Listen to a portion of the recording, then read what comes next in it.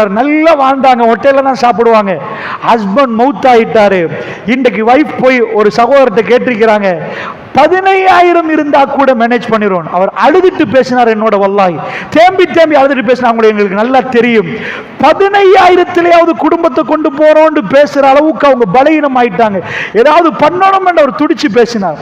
அந்த அம்மா தன் கணவன் வந்து சொல்ற நேரம், பெருசா போட்டுட்டீங்க அள்ளி, எங்களுக்கே சாப்பிட வழி இல்லை, அதுல வேற விருந்தாளிக்கு வேற. எத்தனை நாள் நான் பசியில தெரியுமா? நான் கேட்கிறேன் உங்கள்கிட்ட, இன்னைக்கு காதலிக்கிறாங்க பாருங்க, காதலன் காதலி, இந்த காதலிக்கிறதெல்லாம் பொய் என்று இப்படி தெரியுதுண்டா, அல்லாஹ் எனக்கு நரகத்தை காட்டினான், அதிகமா பெண்களை பார்த்தேன். சாதாரண எங்க நினைப்புல அதிகமா ஆண்கள் தான் இருக்கணும். சண்டை பிடிக்கிறது, அடாவடித்தனம் பண்றது ஆண்கள் தானே. பெண்கள் பிள்ளைகளோடயே வாழ்க்கையை கஷ்டப்படுறாங்களே, ஏன் பெண்கள் அதிகமா நரகத்தில்ண்டா? ரசூலுல்லாஹ் சொன்னாங்க, உங்க கணவர்மார்களுக்கு நீங்க நன்றி கெட்டு நடந்துருவீங்க. புத்திசாலியா முடிவெடுக்கிற இடம் ஜென்னாவா ஜஹன்னமா? இதுல யாருக்காவது சந்தேகம் இருந்தா, இல்லப்பா இதெல்லாம் நடக்காது அப்படின்னு சில பேருக்கு வாயால சொல்ல மாட்டாங்க, கல்புல ஒரு சில இடங்கள் அந்த சந்தேகம் வரும். அது எப்படி நம்ம புரிஞ்சு கொள்ளலாம்டா, 6 பிள்ளைகளை ஒரு வாப்பா அடக்கிட்டாரண்டா கொண்டு போய், அவர் கல்பு எப்படி இருக்கும்? வெறுமையாகாது.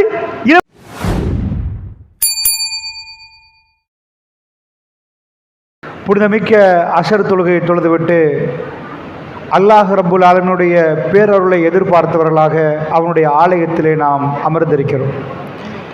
இந்த சந்தர்ப்பத்திலே அல்லாஹ் ஜல்ல ஷானுஹு வ தஆலா நமக்கு செய்த மிக பெரும் அருளில் ஒன்றுதான், மனிதர்கள் ஒவ்வொருவரும் ஒவ்வொரு சோழியில் இருக்கிற நேரம், ஒவ்வொரு வேலையில் இருக்கிற நேரம், அவனுடைய ஆலயத்திலே இந்த சந்தர்ப்பத்தை நமக்கு அவன் தந்தது. மார்க்கத்தை பேசுவதற்கும் அதை கேட்பதற்கும் எனக்கும் உங்களுக்கும் அல்லாஹ் வாய்ப்பளித்தது.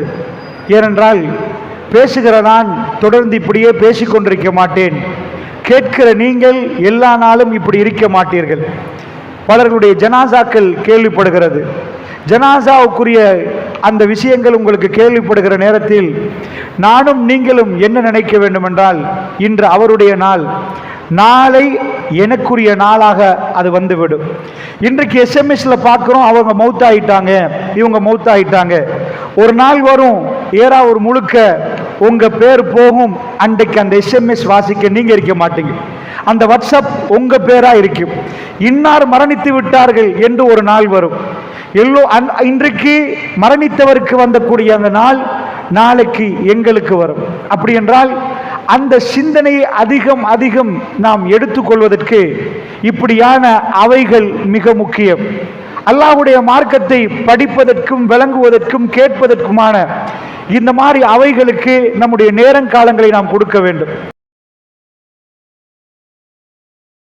அந்த நேரத்தில் தான் எங்களுடைய ஈமான் புதுப்பிக்கப்படும். இன்னும் அல்லாஹ் ஜல்ல ஷானுஹு வ தஆலாவை நாம் நெருங்குவோம். கடுவை லட்சமாக பிளந்தாலும் கடுவும் சந்தேகம் இல்லை, மறுமையில் அல்லாஹுக்கு முன்னாடி நாம் நிற்கத்தான் போகிறோம். அதுல எந்த ஒரு சந்தேகமும் இல்லாமல் ரொம்ப அழகாக இந்த மார்க்கத்தை அல்லாஹ் நிறுவியிருக்கிறார். அதனால் அன்பிக்கினியவர்களே, மன்னாதி மன்னர்களும் இந்த மரணத்தை நிப்பாட்ட முடியாது என்றால் நானும் நீங்களும் நிச்சயமா சந்திக்க போறது மரணம். வீடு கட்டலாம், காணி பூமிகள் வாங்கி போடலாம், வாகனங்கள் வாங்கலாம், வாங்காம விடலாம், இவைகள் நடக்கும் நடக்காது. மௌத்து நிச்சயமாக வரும். மௌத்துக்கு தயாராகுவதற்குத்தான் இந்த உலகத்தில் இப்படியான சபைகள். ரசூலுல்லாஹ் சொன்னார்கள் ஸல்லல்லாஹு அலைஹி வஸல்லம் அவர்கள், அக்ஸிரு ذிக்ர ஹாதிமில் லذات யஅனி அல் மௌத் என்றார்கள். ஒரு ஜிக்ரை அதிகப்படுத்துங்கன்றாங்க ரசூலுல்லாஹ். நான் பேசுறது உங்களுக்கு கிளியரா விளங்குதா? தெளிவா கேட்குதா? இந்த சவுண்டு கொஞ்சம் இது மாதிரி இருக்கு, கிளியரா? ஓகே. ஏன்னா இவ்வளவு நேரம் உட்கார்ந்து பேசிட்டு ஒண்ணுமே புரியலண்டா அவனும் அர்த்தம் இல்லாம போயிடும். அதனால அல்லாஹ் கூலி தருவான், ஆனா புரிந்து கொள்வதற்கான ஒரு இதான் புரியணும். அதனால சொல்றேன், அக்ஸிரு ذிக்ர ஹாதிமில் லذات யஅனி அல் மௌத், அதாவது அதிகப்படுத்துங்க நாங்க ரசூலுல்லாஹ். ஒரு ஜிக்ர, எந்த ஜிக்ர? அதிகமா நினைவு கூறுங்கண்டாங்க, நினைச்சு பாருங்கண்டாங்க. எந்த ஜிக்ர? அல் மௌத். மௌத் என்றதை நினைச்சு பாருங்க. சுப்ஹானல்லாஹ் சொல்றது ஒரு ஜிக்ர், அல்ஹம்துலில்லாஹ் என்பது ஒரு ஜிக்ர், அல்லாஹு அக்பர் என்ற ஒரு ஜிக்ர். மௌத்த நினைக்கிறேன்னு என்ன தெரியுமா? இன்றைக்கு நீங்க சந்தோஷமா இருக்கிறீங்க, உங்க புள்ள வந்து மடியில இருக்குது, நீங்க குடும்பத்தோட நல்லா பழகுறீங்க, இதெல்லாம் விட்டுட்டு ஒரு நாள் போக வேண்டி வரும். ஒரு நாள் வருகிற நேரத்தில் அன்றைக்கு உங்க புள்ள உங்க பக்கத்தில் இருக்காது. ஏன்னா நீங்க பிரிஞ்சிருவீங்க. உம்மாண்டு வந்து கண்ணத்தை தட்டும், பலவாட்டி கண்ணத்தை தட்டினாலும் எழுந்து பார்க்க உங்களால முடியாது. 48 மணித்தியாலம் ஏறாவூர்ல ஜங்ஷன்ல போய் என் உம்மா வரக்காட்டி நிக்கிறேன்னாலும் திரும்ப நீங்க வரமாட்டீங்க. இந்த உலகத்துல நீங்க போய் விட்டீங்க மறுமையை நோக்கி. கபருக்கு போய் அந்த மறுமை வாழ்க்கைக்காக வேண்டி முதல் இடம் கபர், அங்க போயிருவீங்க. நானும் அப்படித்தான், நீங்களும் அப்படித்தான். அதுக்கு ஏதாவது அல்லாஹ் ரப்பல் ஆலமீன் வயசு கொடுத்திருக்கிறானா? சில பேர் 60 வயசு, சில பேர் 80 வயசு, சில பேருக்கு 20 வயசு, சில பேர் 10 வயசு. அல்லாஹ் ரப்பல் ஆலமீன் தான் விரும்புகிற நேரத்தில் அடியார்களை எடுத்துருவான். பல விஷயங்களை கேள்விப்படுறோம். இன்றைக்கு ஒரு பல மாதங்களுக்கு முன்னாடி ஒரு ஜும்மாக்கு போயிருந்தேன். புத்தகத்தில் போனா பல சகோதரர்கள் வருவாங்க, நிற்பாங்க, பேசுவாங்க, சலாம் தருவாங்க, போட்டோ எடுப்பாங்க. அன்றைக்கு அது வித்தியாசமான ஒரு நாள். எனக்கு ஞாபகம் இல்லை, என்ன பலர்கள் வருவாங்க, அப்படி பேசுவாங்க. ஒரு மாதம் இருக்கும் அந்த ஜும்மா முடிய என் வாட்ஸ்அப்புக்கு ஒரு போட்டோ வருகுது. யார்கிட்ட போட்டோன்னா என்னோட நின்று ஒரு ஆள் எடுத்தார்.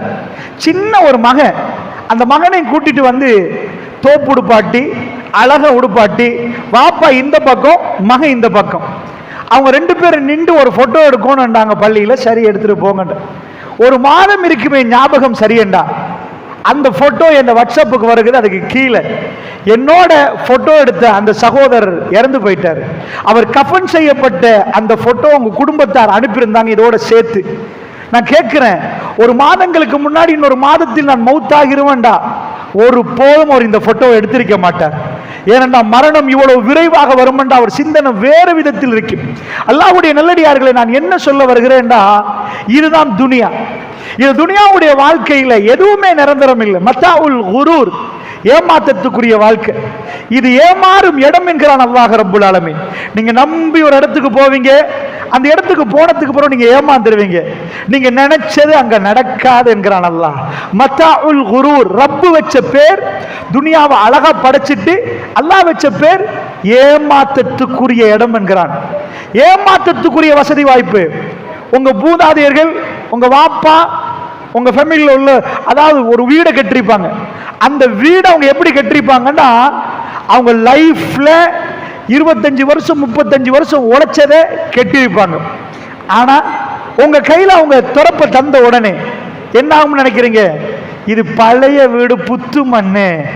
35 வருஷத்தை சல்லி கொடுத்து பணம் கொடுத்து உடைப்பீங்க. உடைச்சி தரமட்டமாக்கிட்டு மாடர்ன் வாஷ்ரூம், புதிய விதத்துல பாத்ரூம் வேணும், இதுதான் புதிய டைல். உங்க வாப்பா 50 வருஷம் உழைச்சி அவர் வாழ்க்கையில எதை செஞ்சாரோ அதை முழுக்க உடைச்சு போட்டு நீங்க கட்டுறீங்க. நீங்க நினைக்கிறீங்க இதுதான் மாடர்ன். உங்க புள்ள கையில நீங்க கீயை கொடுக்கிற நேரம் ஃபர்ஸ்ட் வேலையா, திஸ் இஸ் ஆல் ஃபேஷன். இது ஆல் ஃபேஷன். பழைய இரும்புகள், பழைய சுவரு, இப்ப வந்து இருக்கிறது புதுசு. இப்படி இல்லைன்னு அவங்க மாத்துவாங்க. கீழே வாங்க, இந்த பக்கம் வாங்க, அதை எடுத்துருங்க. இப்ப வாங்க. அப்ப இது புதுசு. அந்த வரக்கூடியவர்கள் என்ன ஆகும்னா, ஒரு வகையை எல்லாத்தையும் கஷ்டப்பட்டு கட்டி முடிச்சிருவோம். நாங்க பெஸ்ட்டை கட்டினோம். எல்லாத்துக்கும் ஒரு காலம் இருக்குது. கொஞ்ச நாள் போற டைம்ல எக்ஸ்பயர்ட் ஆகிரும். இல்லம்மா, இது காலாவதி ஆயிடுச்சு, இது பழசு, இப்ப புதுசா வேணும் என்று வரும். இதே மாதிரி உலகத்தில் அல்லாஹ் சொல்றான், மத்தாவுல் குரூர், ஏமாற்றம். எங்க போனாலும் உலகம் ஏமாறக்கூடிய இடம் என்ற பாடம் திருக்குர்ஆன் நமக்கு சொல்லுது. உங்க பிள்ளைகளுக்கு அந்த கண்ணாடியை போட்டு பார்க்க கொடுத்துட்டீங்களா? எல்லாரும் துனியாவை பார்க்கிற மாதிரி எங்களுக்கு பார்க்க இயலாது. இது வந்து டெம்பரரி, கொஞ்ச கால வாழ்க்கை. இந்த வாழ்க்கையில ஏதாவது சந்தோஷம் நிரந்தரமா? இல்லை. கவலை இல்லை, வரும் போகும். இன்றைக்கு ஒரு கோடி கிடைச்சா நாளைக்கு வரைக்கும் சிரிப்பீங்க. நாளை மறுநாள் வீட்டில் ஒரு பிரச்சனை கதவை தட்டும், ஹஸ்பண்ட் கிட்னி போச்சாமே. ஒரு கோடிட சந்தோஷத்தை ஒரு கிழமை கூட உங்க வாயில் இருக்காது. அது மறந்து அது அதாவது அந்த சந்தோஷம் போய் கவலை உங்களுக்குள்ள உருவாக ஆரம்பிக்கும். இந்த கவலை நீங்க சொல்லுவீங்க, இது மட்டும் முடிஞ்சிட்டேன்னா வாழ்க்கையில எல்லா பிரச்சனையும் முடிஞ்சிடும், எங்க ஹஸ்பண்ட் எப்படியாவது காப்பாற்றணும்னுவீங்க. கஷ்டப்பட்டாவது ஹஸ்பண்டுக்காக எல்லாம் செய்வீங்க. அது முடிஞ்சு ஒரு கிழமை தான், இப்பதான் குடும்பமா வாழ்றோம் அல்ஹம்துலில்லாஹ், இத்தனை வருஷமா பிரச்சனைன்னு நினைப்பீங்க. இன்னொரு பிரச்சனை கதவை தட்டும். உங்க மகனுக்கு ஒரு கடும் ஆக்சிடென்ட் ஆகி கால் போயிருக்கு. உலகத்தில் இது உங்க வீட்டுக்கு மட்டும் இல்ல, எல்லா வீட்டிலும் இந்த பிரச்சனை கதவை தட்டும். ஒருத்தருக்கு வித்தியாசமா தட்டும். இவருக்கு இந்த பிரச்சனை, அவருக்கு அந்த பிரச்சனை. அதனால ரப்புல் இஸ்ஸத் சொல்கிறான், மத்தாஉல் குரூர், ஏமாற்றத்துக்குரிய உலகம். எங்கேயோ ஒரு சந்தோஷத்தை பார்ப்பீங்க, அது கிடைச்சா சந்தோஷம் நினைப்பீங்க. கிட்ட போய் பார்ப்பீங்க, அது சந்தோஷம் நினைப்பீங்க. 2 நாள் இருக்கும், மறந்து காணாம போயிடும். காணல் நீர் மாறி இளைஞர்கள் யுவதிகள் என்ன நினைக்கிறாங்க, இது சந்தோஷம் நினைக்கிறாங்க. கிட்ட போய் பார்க்கறாங்க, காணல. வாகனம் வாங்கும் வரைக்கும் சந்தோஷம், வாகனத்தை வாங்கின போற ஒரு கவலை. இப்ப அந்த வாகனம் தானே புதுசாமே, இது ஓல்டாமே, அதுக்கு மாற முடியாதுன்ற ஒரு கவலை. வாங்கும் வரைக்கும் இதுதான் வாங்கணும் என்ற ஒரு சந்தோஷம். உலக வாழ்க்கையில யாரும் வாயில எடுத்த இந்த சிரிப்பை 100 வருஷமா வச்சு கொண்டவங்க யாருமே இல்லை. ஒத்தில்கல் ஐயாமு நுதாவிலுஹா பைனன் நாஸ், காலச்சக்கரத்தை மனிதனுக்குள் உருண்டோட செய்கிறேன்னு அல்லாஹ் சொல்றான். துனியாண்டா, இந்த துனியால வந்தவங்க அழுதே ஆகணும், கவலைப்பட்டே ஆகணும். வல நபுலுவன்னக்கும் பிஷைஇன் மினல் கௌஃப் வல் ஜூ வ நக்ஸி மினல் அம்வால் வல் அன்ஃபுஸ் வஸ்ஸமராத் வபஷ்ஷிரிஸ் சாபிரீன். அல்லாஹ் சொல்றான், துனியால உங்களை வச்ச உடனே இங்க என்ன செய்வோம், வல நபுலுவன்னக்கும் பிஷைஇன் மினல் கௌஃப், இங்க பயத்தை தந்து நாங்க சோதிப்போம் அப்பான்றான் அல்லாஹ். நிச்சயமா உங்க லைஃப்ல என்றைக்காவது நீங்க பயத்தை பார்த்தே ஆகணும். பயம்ண்டா என்னன்னு நீங்க புரிஞ்சே ஆகணும். பயங்கரமான சில நாட்கள் போகும், அது பிற்காலத்தில் நீங்க நினைச்சாலும் அந்த நாட்கள் திரும்ப வரக்கூடாதுன்னு நினைப்பீங்க. அது அதிபயங்கரமான நாட்கள் ஆகும். வல நபுலுவன்னக்கும் பிஷைஇன் மினல் கௌஃப் வல் ஜூ, உங்களுக்கு பசி என்றா என்னன்னு புரிய வைப்போம்ன்றான் அல்லாஹ். பட்டினியுடைய வேதனை உங்களுக்கு காட்டுவோம்ன்றான். எல்லா நாளும் சந்தோஷமா இருக்கிற நேரம் வாப்பா கொண்டு வந்து கொடுத்த வீடுகள்ல ஒரு அண்மையில் ஒரு சகோதரர் சொன்னார், நல்லா வாழ்ந்தாங்க, ஹோட்டல்ல தான் சாப்பிடுவாங்க. ஹஸ்பண்ட் மவுத் ஆயிட்டாரு. இன்றைக்கு வைஃப் போய் ஒரு சகோதரத்தை கேட்டிருக்கிறாங்க, 15,000 இருந்தா கூட மேனேஜ் பண்ணிடுவோம். அவர் அழுதுட்டு பேசினார், என்னோட வல்லாஹி தேம்பி தேம்பி அழுதுட்டு பேசினாங்க. எங்களுக்கு நல்லா தெரியும், 15,000 குடும்பத்தை கொண்டு போறோம்னு பேசுற அளவுக்கு அவங்க பலகீனம் ஆயிட்டாங்க.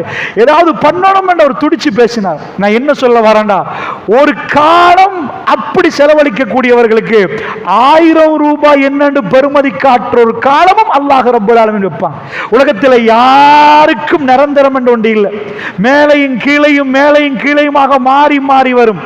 இன்றைக்கு அவர் நாளண்டா நாளைக்கு உங்க நாள், நாளை மறுநாள் இன்னொருவருக்கு அல்ல அந்த நாளை கொடுப்பான். அப்படி என்றால் துனியாவை ஒழுங்கா புரிந்து கொண்டு துனியாவுடைய வாழ்க்கையை வடிவமைச்சு சரியான முறையில் இதுல வாழ்ந்து பிரியாவுடைய கொடுத்துட்டு அதுக்கு பிறகு உள்ள வாழ்க்கையை நினைக்கிறது தான் இன்றைக்கு உள்ள தலைப்பு. நரக நெருப்பின் வேதனை அஞ்சுவோம் என்ற ஒரு தலைப்பு தந்திருக்கிறாங்க. எதுக்கு இந்த தலைப்பு தந்தாங்கன்னா, நான் ஏன் இதுல ஆரம்பத்தில் துனியாவை பத்தி பேசுறேன்டா, நாம துனியால வாழ்றோம், ஆனா பெருமானார் சொர்க்கத்துல வாழ்ந்தாங்க. துனியால கால் இருந்தாலும் உடம்பு இருந்தாலும் மனசு ஜன்னால. உமர் ரலியல்லாஹு அன்ஹு, உங்க வீட்டை கண்டேன் உமர், நான் போகல, நீங்க ரோசக்காரனாச்சேன்டாங்க ரசூலுல்லாஹ். உமர் பின் கத்தாப் ரலியல்லாஹு அன்ஹு என்ன சொன்னாங்க, யா ரசூலல்லாஹ், எங்க வீட்டுக்கு நீங்க போனா நான் எதுவுமே சொல்ல மாட்டேனே யா ரசூலல்லாஹ். சாதாரணமா ஏரா ஊருக்கு உங்க வீட்டுக்கு நான் வந்து போற மாதிரி பேசுறாங்க. ஜன்னாவுல ரசூலுல்லாஹ் உமர் பின் கத்தாபுடைய வீடை பார்க்கிறாங்க. காத்தமுல் அன்பியா, நான் வசித்து பேசினால் எந்த பொய்யும் வராது, முழுக்க முழுக்க தன் வாழ்க்கையில் தான் சொன்னது உண்மை என்று காட்டின ரசூலுல்லாஹ். உலகத்துள்ளவர்கள் அவங்க பேசுவாங்க, உலகத்துக்கு காட்டுவாங்க, அரசியல் செய்வாங்க, ஆனால் அவங்க வீடுகள் அப்படி நிற்காது. பெருமானார் ஒரு சின்ன வீட்டுக்குள்ள இரவெல்லாம் நின்று நின்று தேம்பி தேம்பி அழுது தொழுது அவர்கள் தன் வாழ்க்கையில் தான் சொன்னது உண்மை என்பதை நிரூபித்த ஒரு தலைவர். அந்த தலைவர் என்ன சொன்னாங்கன்னா, உமர் உங்க வீட கண்டேன் என்றாங்க.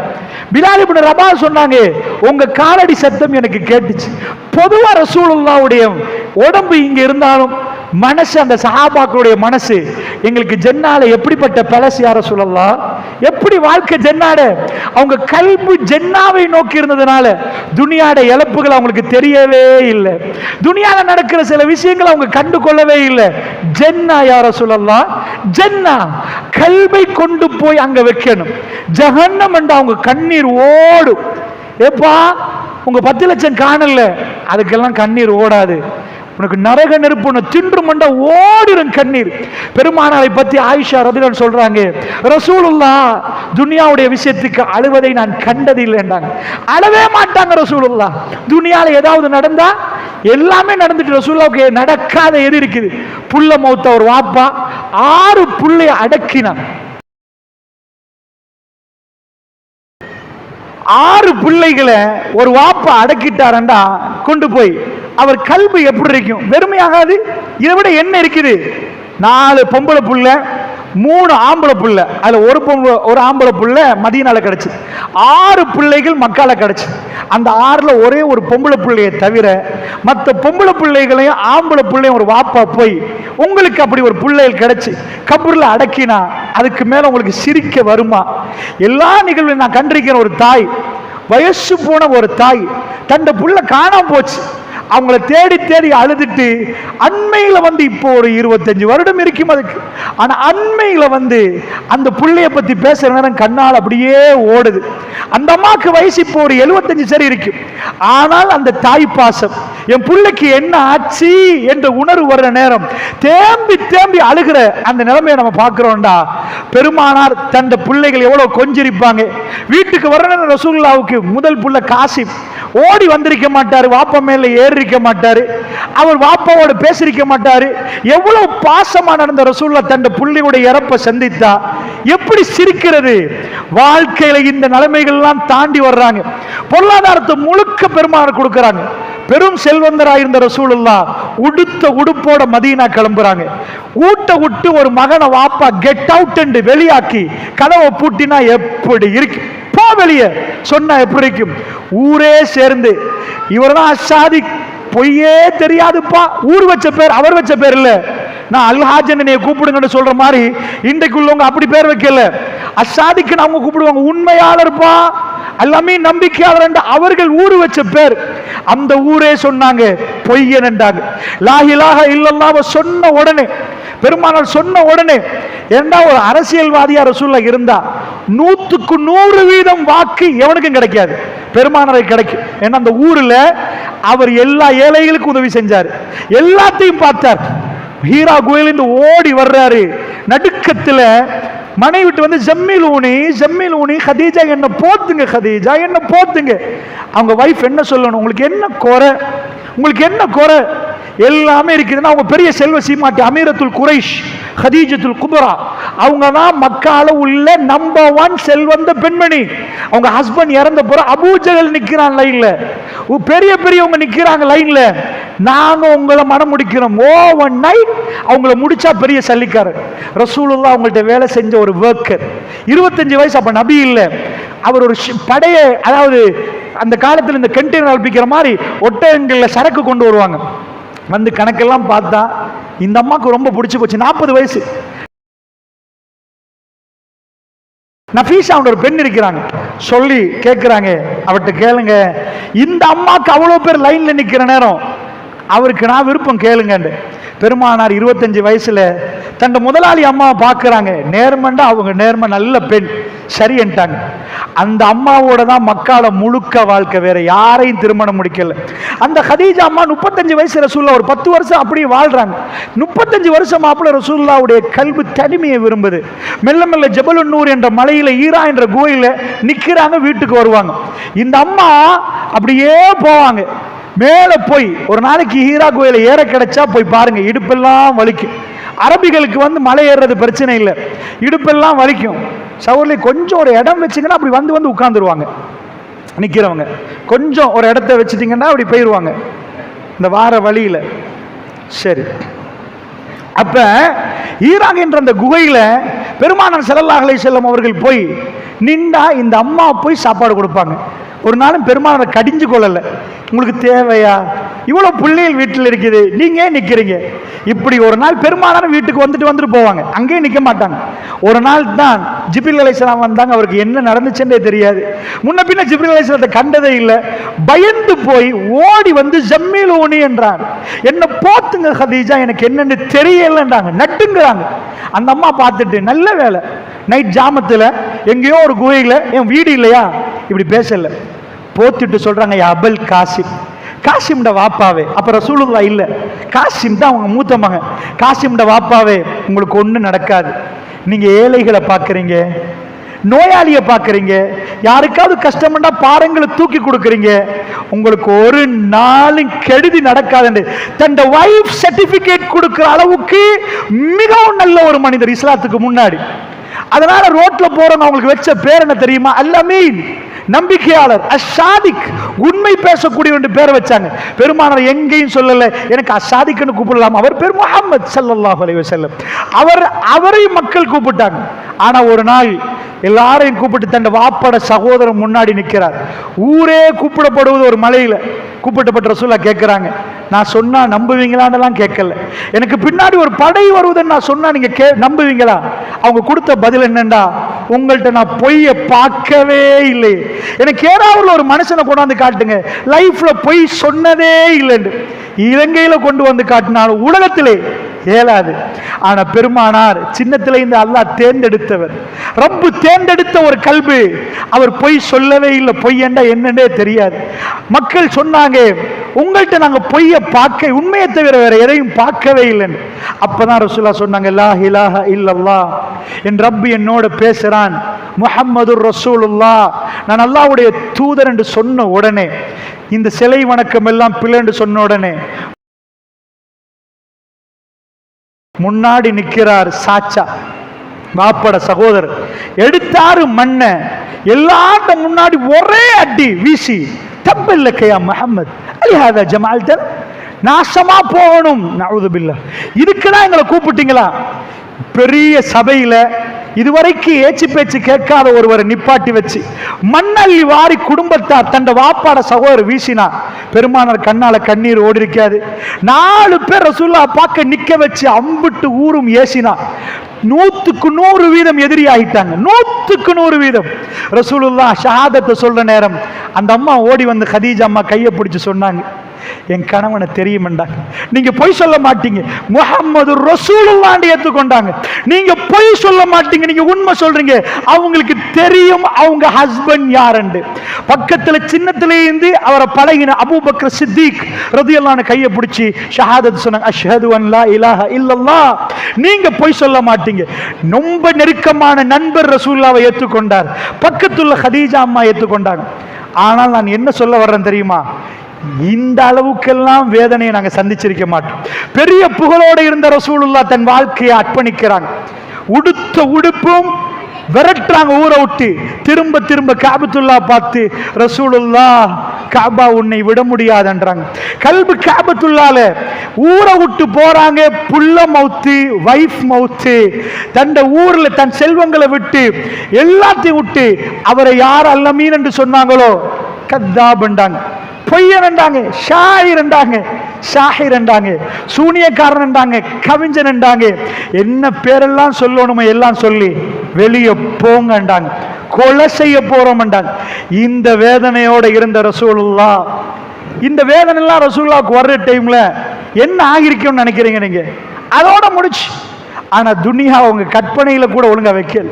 அவங்க ஜென்னாவை நினைச்சனால ரசூலுல்லாஹ்வுடைய முகம் பிரகாசமா மின்னும். எப்பையும் சிரிப்பார்கள், எப்பையும் அன்பா நடப்பார்கள், அரவணைப்பாங்க. ஃபபிமா ரஹ்மத்தின் மினல்லாஹி லின்த லஹும் வலவ் குன்த ஃபத்தன் கலீலல் கல்ப் லம் ஃபல்லு மின் ஹவ்லிக். அல்லாஹ் சொன்ன, அல்லாஹ்வுடைய ரஹ்மத்தால நபியே நீங்க ரொம்ப பாசமா நடக்கிறீங்க, நீங்க மட்டும் கடுமையா நடந்திருந்தா ஓடி இருப்பாங்க. சத்தியத்தை சொன்னது மட்டுமில்ல ரசூலுல்லாஹ், வாங்கம்மா உங்க பிரச்சனை என்னன்னு கேட்பாங்க.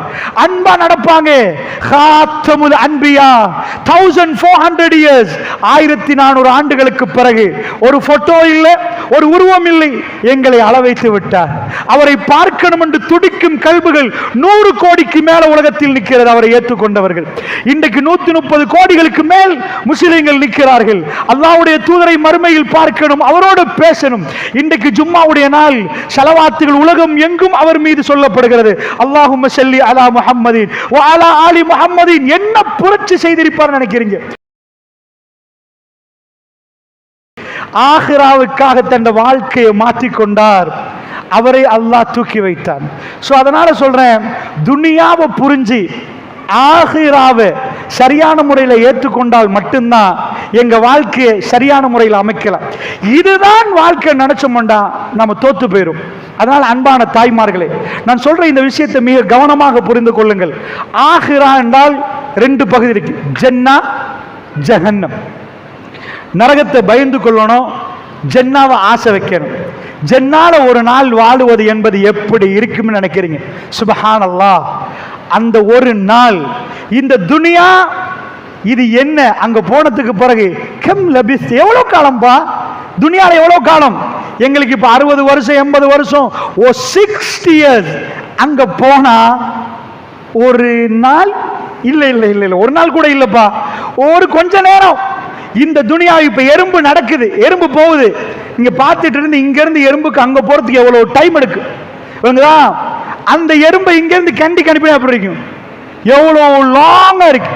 ஆனா எங்களுக்கு எறும்பு அங்க போறதுக்கு நாங்க காலை வச்சு அங்க போயிருவோம். எறும்பு மொல்ல மொல்ல போற இடத்துக்கு 2 எட்டு வச்சுட்டோம்னா போயிருவோமா? இதே மாதிரிதான் ஜன்னா. அங்கிருந்து இதை பார்க்க போக்குல ஒண்ணுமே இல்லை, சும்மா பரிசோதனை செய்து அல்லாஹ் எடுத்திருக்கிறான் போல அப்படின்னு அங்க விளங்கும். அந்த வாழ்க்கையில கவலை என்றதே இல்லை, நோய் என்றதே இல்லை, இடுப்பு வருத்தம் முட்டு வலி வயசுக்கு போறது எதுவுமே இல்லை. எங்க பார்த்தாலும் சிரிப்பு, எங்க பார்த்தாலும் அமர்கலம், அதை அல்லாஹ் வைத்திருக்கிறான். அப்படி ஒரு வாழ்க்கை. இன்னொரு பக்கத்துல நரகம், கடும் பயங்கரமானது. நரகத்தை பொறுத்தளவுல அங்க சிரிப்புக்கு இடமே இல்லை. பசித்தால் சாப்பிடுற உணவே ஒரு கொடுமை, அது ஒரு வாழ்க்கை. நிறைய பேர் நினைக்கிறாங்க நரகத்துல போட்டு பொறிச்சு, அப்படி இல்லை. நெருப்போட அவர்கள் வாழ்ந்து கொண்டுதான் இருப்பாங்க. அங்க சாவில்லை, நரகத்துல சாவில்லை, 10 எரிஞ்சா முடிஞ்ச நினைப்பாங்க. அது நெருப்போட நடக்கிற வாழ்க்கை. ஒரு மனிதன் இன்னைக்கு பார்த்திருப்பீங்க சில இடங்களில் நெருப்பு கிடங்குகள் பக்கத்தில் மனுஷன் வேலை செய்வான். அத மாதிரி தண்டனையோடு, கடும் தண்டனைகளோடு பேசுவார்கள். பக்கத்துல பேசுவான், கதைப்பான், தண்ணீர் அண்டுவான், ஓலமிடுவான்.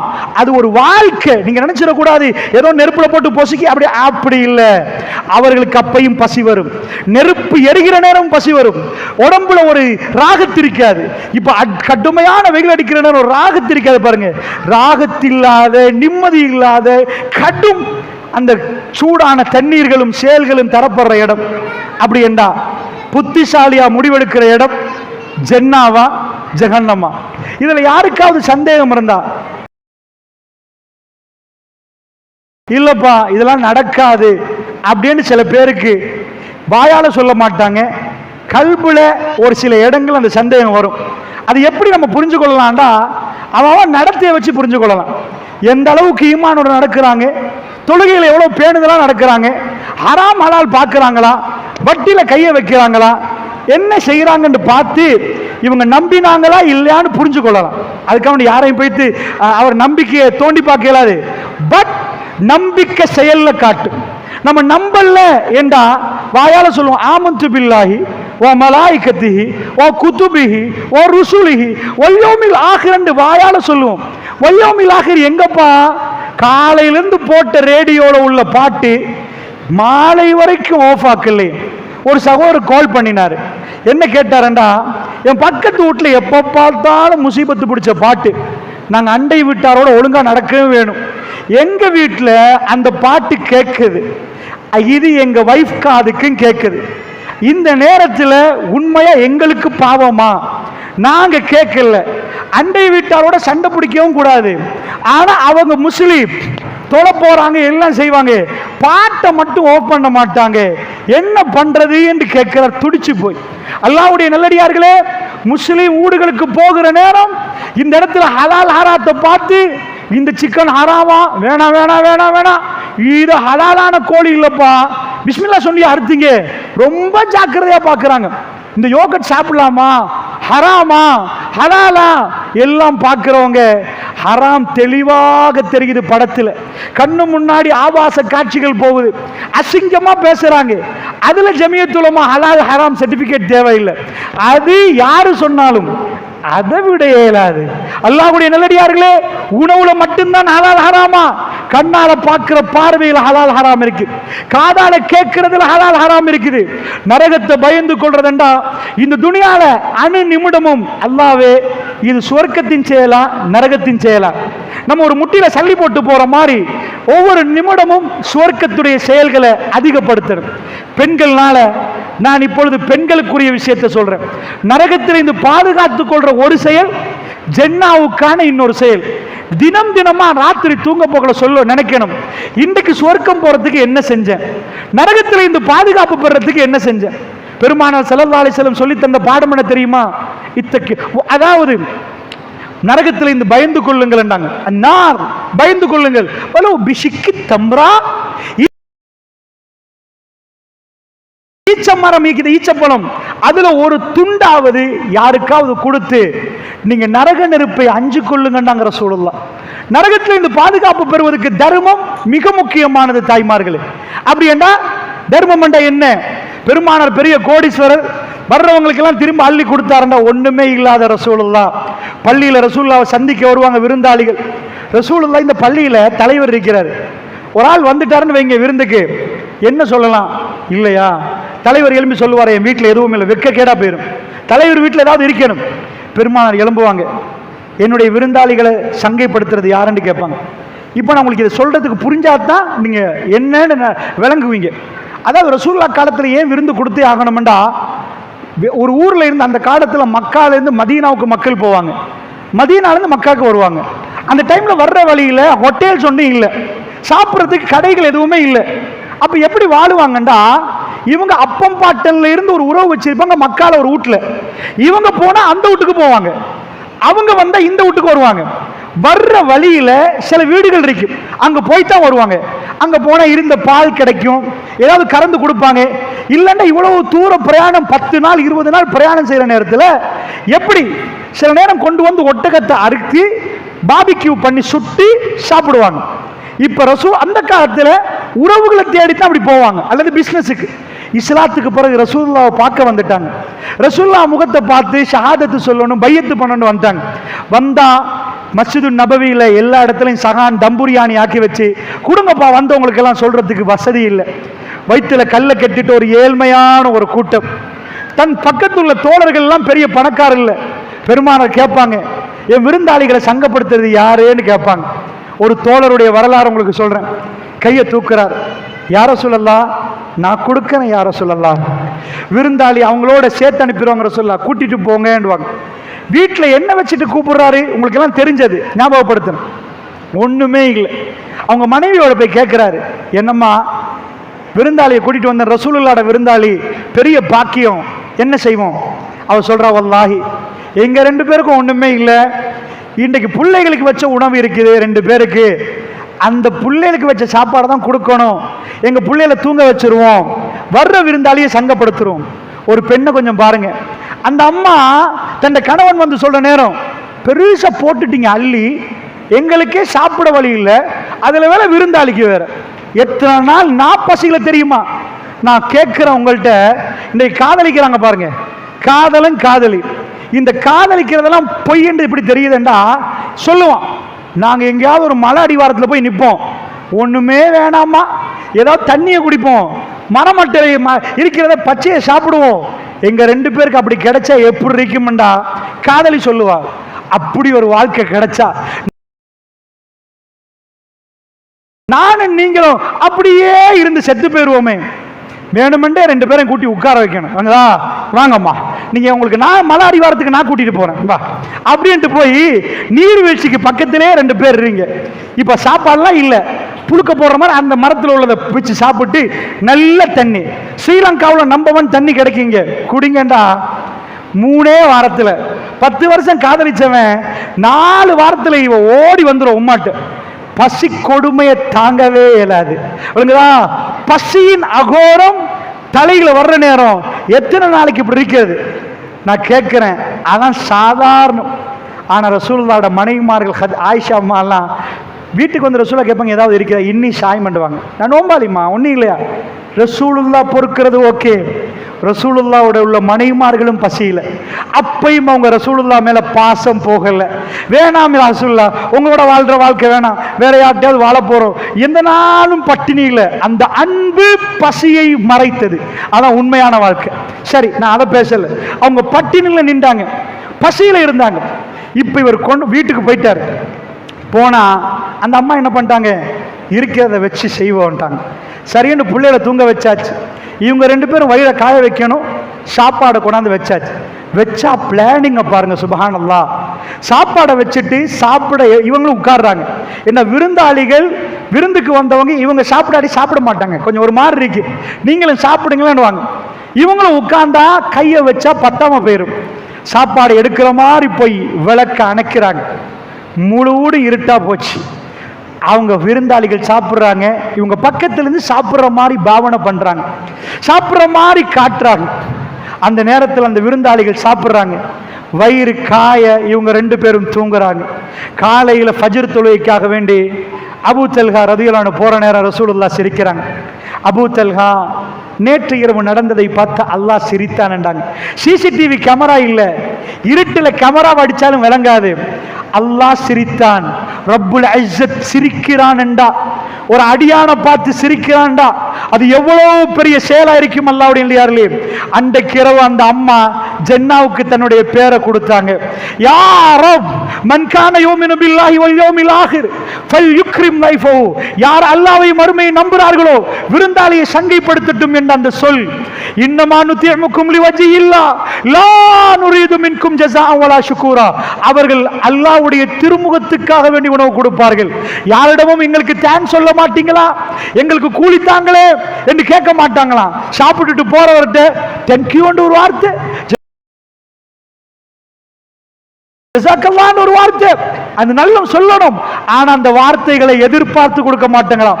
இன்னமா நுதிமுக்கும் லிவஜிஹில்லாஹ், நாங்க உணவு தந்ததெல்லாம் அல்லாஹ்வுடைய திருமுகத்துக்கு, ரப்பு எங்களை பார்க்கணும் என்பதற்கு, எங்க குடும்பத்தின் மீது அன்பு செலுத்தணும் என்பதற்கு, ரப்போடு எங்களுடைய உறவு கூடணும் என்பதற்கு, ரப்பு எங்களுக்கு ஜன்னாவை தர வேண்டும் என்பதற்கு, ஜஹன்னத்தை தடுக்க வேண்டும் என்பதற்கு, இதற்காக வேண்டி கொடுத்தோம். இன்னமா நுதிமுக்கும் லிவஜிஹில்லாஹ் லா நுரீது மின்கும் ஜஸான் வலா ஷுக்கூரா. ஷுக்குர் உங்கள்கிட்ட வேணாம், ஜஸா கூலி உங்கள்கிட்ட வேணாம், தேங்க்ஸும் வேணாம், சல்லியும் வேணாம். இது எல்லாம் ரப்புக்கு ஒரு கூட்டம் இருப்பாங்களே, அல்லாஹ் ரப்புல் ஆலமீன் சொல்கிறான், அவங்க ஜன்னாவுக்கு வாழக்கூடியவர்கள், ஜஹன்னத்தை அவர்களுக்கு தடுக்கிறோம் என்றான். அன்பான தாய்மார்களே, ரசூலுல்லாஹ் சொன்னார்களே, நரக நெருப்பிலிருந்து நீங்கள் ஒரு ஈச்ச பழத்தில் ஒரு துண்டையாவது கொடுத்து நரக நெருப்பில் இருந்து பாதுகாத்துக் கொள்ளுங்களா. உங்க வீடை தட்டி ஏழைகள் வந்தால், யாராவது உங்க உறவு கஷ்டப்படுறாங்கன்னு கேள்விப்பட்டா, உங்கள்கிட்ட பெரிய சல்லி தேவையில்லை, இருப்பதில் அவங்கள பார்த்தா ரப்பு எங்களை பார்த்து சிரிக்கிறான், ரப்பு எங்களுக்கு அரவணைக்கிறான், ரப்பு எங்களுக்கு அருள் புரிகிறான். அன்பான தாய்மார்களே, இதுதான் தர்மத்துக்குரிய விஷயம். நரக நெருப்புல இருந்து பாதுகாப்பு பெறண்டா அதுக்காக ஏதாவது கவச ஆடைகளை ரெடி பண்ணிட்டு மௌத்தாகிறது இல்ல. நரக நெருப்பு தீண்டாம இருக்கணும்டா, நரக நெருப்புக்கு மிக முக்கியமானது தர்மம். தெரியாம கொடுங்க, தெரியாம அள்ளி கொடுங்க. உங்களுக்கு உங்க கணவன் தர்றதுல ஒரு பகுதி ஒதுக்குங்க. ரப்பே, யாருக்கும் தெரியக்கூடாது, இது உனக்கும் எனக்கும் உள்ளது யா அல்லாஹ்னு சொல்லுங்க. அல்லாஹ் கேட்பான் மறுமையில, உங்க வீட்டுக்கு நான் வந்தனே, அடியான் கேட்பான், யா ரப் யா ரப் ஜுல் அர்ஷில் மஜீத் ஃபஆலுல் லிமா யுரீத். யா ரப், என் வீட்டுக்கு நீ வந்தியா யா அல்லாஹ்? வந்தனேன்பா. யா ரப், இல்ல, என் வீட்டுக்கு நான் வந்தேன்பா. எப்ப யா அல்லாஹ்? நடுங்கி நடுங்கி ஒரு மனிதன் வந்தானே, நடுங்கி நடுங்கி வந்து உன்னிடம் கேட்டானே, நீ கொடுத்திருந்தால் என்னை பார்த்திருப்பாய் என்கிறான் ரப், நீ கொடுத்திருந்தால் என்னை கண்டு கொள்வாய் என்கிறான் அல்லாஹ் ரப்புல் ஆலமீன். அல்லாஹ்வுடைய நல்லடியார்களே, அல்லாஹ்வுடைய அன்பை பெற்றால் நரக நெருப்பிலிருந்து நமக்கு பாதுகாப்பு பெறலாம்டா. அல்லாஹ்வுடைய அன்பை பெறுறது எப்படி? அல்லாஹ்வுக்கு போய் ஏதாவது கொடுக்கலாமா, சொல்லி கொடுக்கலாமா? அதாவது அல்லாஹ்வுடைய அன்பை பெறுவது என்பது அல்லாஹ் ரப்புல் ஆலமீன் சொன்னதை செய்யணும். என்ன சொல்லியிருக்கிறான்? ஏழைகளை போய் பாருங்க, அனாதைகளை போய் பாருங்க, ஏழை எளியவர்களை பாருங்க, ஸ்பெஷலி பெண்களே, உங்களுக்கு ஜன்னா என்பது உங்க கணவரோட இருக்குது. கவனமா புரியுங்க. ஆண்களுக்கு வேற விதமான சோதனை, பெண்களுக்கு வேற விதமான சோதனை. நீங்க நினைச்சிடக்கூடாது எல்லாருக்கும் ஒரே மாதிரி கேள்வி என்று. ஆம்பளையோட கேள்வி வேற, பொம்பளையோட கேள்வி வேற. ஆண்களுக்கு ஜென்னா வேணுமெண்டா எக்கச்சக்கமான அறிவிப்பு இருக்குது. இது பண்ணணும், இப்படி செய்யணும், உயிரை கொடுக்கணும், தியாகம் பண்ணணும், அப்படி இப்படின்னு எக்கச்சக்கமா இருக்கு. டைமுக்கு அசானுக்கு பள்ளிக்கு போகணும், பாங்கு சொன்னா வீட்டுல இருக்கேறாது, பள்ளிக்கு போய் ஆகணும். பெண்களுக்கு அப்படியெல்லாம் வரல, பெண்களுக்கு அப்படியெல்லாம் வரல. உங்களுக்கு ஜென்னா ஏன் உங்க கணவரோடு இருக்கேன்னு சொன்னா அந்த இடத்துல ரசூலுல்லாஹ் சொல்றாங்க, அவங்க நரகத்தை அல்லாஹ் அவங்களுக்கு காட்டுறான். நரகத்தை ரசூலுல்லாஹ் பார்க்கிறாங்க. எந்த பொய்யும் சொல்லாத ரசூலுல்லாஹ் சொல்றாங்க, அல்லாஹ் எனக்கு நரகத்தை காட்டினான், அதிகமா பெண்களை பார்த்தேன். சாதாரண எங்க நினைப்புல அதிகமா ஆண்கள் தான் இருக்கணும். சண்டை பிடிக்கிறது, அடாவடித்தனம் பண்றது ஆண்கள் தானே. பெண்கள் பிள்ளைகளோடயே வாழ்க்கையை கஷ்டப்படுறாங்களே, ஏன் பெண்கள் அதிகமா நரகத்தில்ண்டா ரசூலுல்லாஹ் சொன்னாங்க, உங்க கணவர்மார்களுக்கு நீங்க நன்றி கெட்டு நடந்துருவீங்க. எல்லாத்தையும் உழைச்சி காலையில போனவர் மாலை வரைக்கும் வந்து போச உங்க முன்னாடி வச்சு எடுத்துக்கோங்கன்பார், எடுத்துக்கோங்கன்பார். அது எல்லாத்தையும் நீங்க செலவழித்து 10 வருஷத்துக்கு பிறகு ஒரு நாள் ஏதாவது ஒரு பிரச்சனை வர போக்கல என்ன தந்தீங்க என்று கேட்டா, சகோதரர்களே, போன வாரம் ஒரு சகோதரர் சவுதியில இருந்து கால் பண்ணினார். அவர் பேசுகிற நேரம் ஒரு மணி தியாலம் என்னோட பேசினார். நான் நினைக்கிறேன் அதுல ஒரு பாதி நேரம் அழுதார், பாதி நேரம் அழுதார். அவர் ஸ்ட்ராங்கான ஒரு ஆண். அவர் சொல்லுவார், நான் தப்பில் இருந்தவர், எனக்கு 10 பேர் அடிச்சாலும் நான் அடிச்சிருக்கிறேன், நான் அந்த அளவுக்கு பவரான ஒரு ஆள். இன்றைக்கு அவர் வல்லாஹி பண்ணி சொல்ற, என் கை நடுங்குது, என் கை நடுங்குது, என் ஸ்ட்ராங் எங்க போச்சுன்னு தெரியாது. உண்மையா அவரை எனக்கு தெரியும், அவ்வளவு பலமான ஒரு ஆண். அப்படிப்பட்ட ஒரு ஆண் அவர் சொல்லுகிறார், 5 பிள்ளைகள், குடும்பத்துக்கு எனக்கு எதுவுமே செய்ய முடியாது, இதுக்கு மேல் என்ன செய்யறதுன்னு தெரியாம நம்ம வெளிநாடுகளுக்கு வந்தா இன்றைக்கு எங்க வைஃபுக்கு அனுப்பின அவ சொல்றா, நீங்க அனுப்பின பிச்சை சல்லி, நீங்க அனுப்புற பிச்சை சல்லியால் இங்க குடும்பம் ரன் பண்ணலாது. அவர் அழுது சொல்றார், நான் அனுப்புறது பிச்சை சல்லியாமே, பிச்சை சல்லி என்றுட்டா இந்த மாதிரி பேசுறா வேண்டி இந்த பக்கத்துல எங்களுக்கு இங்க கதைக்கிறதுக்கு யாரும் இல்லை. சில நேரத்தில் கூதல்ல போவேன், ஏன்டா எங்களுக்கு கிடைக்கிற சல்லியில அவ்வளவு இலங்கைக்கு அனுப்பணும், நாங்க சாப்பிட மாட்டோம், எனக்கு பக்கத்துல உம்மா இல்லை, ஆறுதல் சொல்ல யாருமே இல்லை, ஏதோ ஒரு இடத்துல மெஷின் மாதிரி வேலை செய்வோம். அப்படியே வீதியில நடந்து போனா தூரத்தில் ஒரு ஃப்ரிட்ஜ் வச்சிருப்பாங்க, அந்த ஃப்ரிட்ஜுக்குள்ள ஏழைகளுக்குரிய உணவு வச்சிருப்பாங்க. சில வேளை மிஞ்சி முடிஞ்சதுகளை அதுல போட்டு வச்சிருப்பாங்க, அதை எடுத்து ரூமுக்கு வந்து சூடு காட்டி சாப்பிட்டு எங்க பிள்ளைகள் சாப்பிடணும் என்பதுக்கு அனுப்புறேன். இதுதான் உண்மையாகவே நடக்குது. சூடு காட்டி அதையே அட்ஜஸ்ட் பண்ணி கொள்வோம். எவ்வளவெல்லாம் என்னெல்லாம் முடியுமோ அதெல்லாம் பண்ணி கஷ்டப்பட்டு அனுப்பினா என் வைஃப் எடுத்தெடுப்பல. நீங்க அனுப்புற பிச்சை சல்லி என்றாவே என் கல்வி தாங்குது இல்ல, நான் இங்க இருந்து எனக்கு வாழ முடியல. இந்த வார்த்தை என் காதுல கேட்டுட்டே இருக்கு, தூக்கம் போவதில்லை. நாங்க சாகாம சாகுறோம் என்று துடிச்சு பேசுற உறவுகள் இருக்கிறாங்க. அல்லாஹ் அப்படின்னு ஒரே ஒரு வார்த்தை போதும். குடும்பத்துக்காக வேண்டி வெளியே போனவர், நான் அது ஷரீஃபில் பேசல, வெளிநாடு போறதை பத்தி நான் இப்பொழுது பேசல, அது தனியா பேசணும். நான் சரிப்பட ஏதோ நடந்துட்டு அவர் போயிட்டாருண்டா இந்த இடத்துல பெண்களே நீங்க எப்படி நடக்கணும். ரசூலுல்லாஹ் ஸல்லல்லாஹு அலைஹி வஸல்லம் சொன்னார்கள், ஒரு தோழர் வந்து சொன்னாங்க, யா ரசூலல்லாஹ், ஷாமுக்கு போறேன், அங்க உள்ள மன்னர்களுக்கு காலில் உழுவுறாங்க, நீங்க எங்க நபி, எனக்கு ஒரு வாட்டி ஒரே ஒரு சான்ஸ் தாங்க, உங்க காலில் உழணும் யா ரசூலல்லாஹ், உங்க காலை தொடணும் யா ரசூலல்லாஹ், நீங்களோ மறுக்கிறீங்க, வேணான்றீங்க, சாதாரண வாழ்றீங்க, எங்க மனசு கவர்ந்த தலைவர் உங்க காலில் ஒரு வாட்டி உழணும்னு கெஞ்சுறா. பெருமாள் சொல்றாங்க, இல்ல அல்லாஹ்க்கு மட்டும்தான் சஜதான்ட்டாங்க, நான் ஒரு மனிதர் இல்லைன்ட்டாங்க. சொல்லி போட்டு ஒரு வார்த்தை சொன்னாங்க, அப்படி சஜதா செய்வதற்கு அனுமதி இருந்தால் கணவர்மார்களுக்கு மனைவிமார்களுக்கு சஜதா செய்யுமா, அதாவது மனைவிமார்களுக்கு சொல்லியிருப்பேன், உங்க கணவர்களுக்கு சஜதா செய்யுங்கன்னு சொல்லியிருப்பேன். அல்லாஹ் அதை அனுமதிக்கல. அதுல இருந்து என்ன வருவதுண்டா, ஒரு மனைவி கணவனுக்கு சஜதா செய்யணும் என்று சொல்லல, அந்த அந்த அளவுக்கு நெருங்கினால் ரப்பு சந்தோஷப்படுறான். அல்லாஹ்வுடைய ஏன் இதுல என்ன இருக்குது?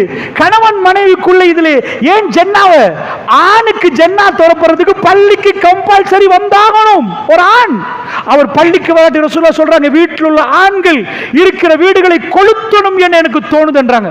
ரசூலுல்லாஹ் இவ்வளவு ஹார்டா பேசவே மாட்டாங்க, ரொம்ப மென்மையா பேசுவாங்க, சிரிச்சு பேசுற ரசூலுல்லாஹ் ஒரு நாள் இக்காமத் சொல்ல போறேன்னு சொல்றாங்க.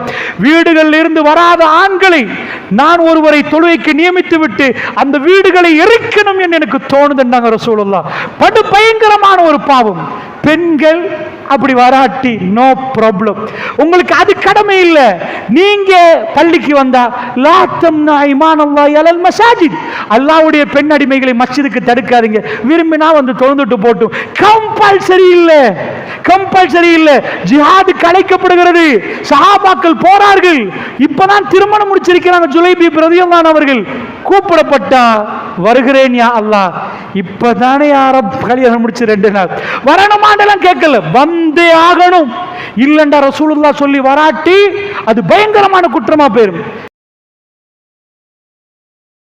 பெண்களுக்கு அப்படியா? அதெல்லாம் இல்ல. பெண்களுக்கு ஜன்னா எப்படி தெரியுமா? பெண்கள்ல சிறந்தவங்க யாரு தெரியுமா? நரக வேதனையில இருந்து பெண்கள் பாதுகாப்பு பெறணுமா? நீங்க கணவனோட என்ன பேசுறீங்க? ரசூலுல்லாஹ் சொல்றாங்க, வேகமா நன்றி கெட்ட வார்த்தைகளை அள்ளி வீசிடுவாங்க. கணவன் சரிப்பில நான் பேசல, ஆனா நீங்க அவர் பிழைய வச்சு பேசல. சரியான முறையில் நீங்க பேசணும்டா கணவனோடு நல்ல முறையில் என்றைக்காவது ஒரு குறைச்சி தந்தா கூட அப்படி பேசக்கூடாது. அந்த வார்த்தை அல்லாஹ்வுக்கு பொறுக்காது, கடும் பயங்கரமான ஒரு குற்றமாம். அல்லாஹ் நரகத்துல பார்க்கிற என்ன பாவம் செஞ்சாங்கண்டா கணவனுக்கு நன்றி கெட்டு நடந்தாங்க. இப்ப சிறந்த ஆண் யாரு அப்படின்னு கேட்டா யாரா இருக்கும்?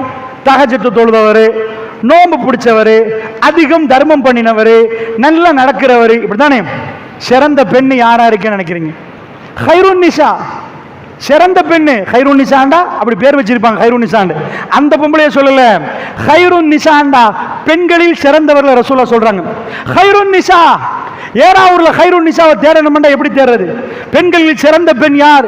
உலகத்தில் அழகுராணி போட்டியை வச்சுட்டு இவங்க தான் உலகத்திலே பசுந்தான பெண் என்று பெண்ணின் அழகை தேர்ந்தெடுக்கிறாங்க.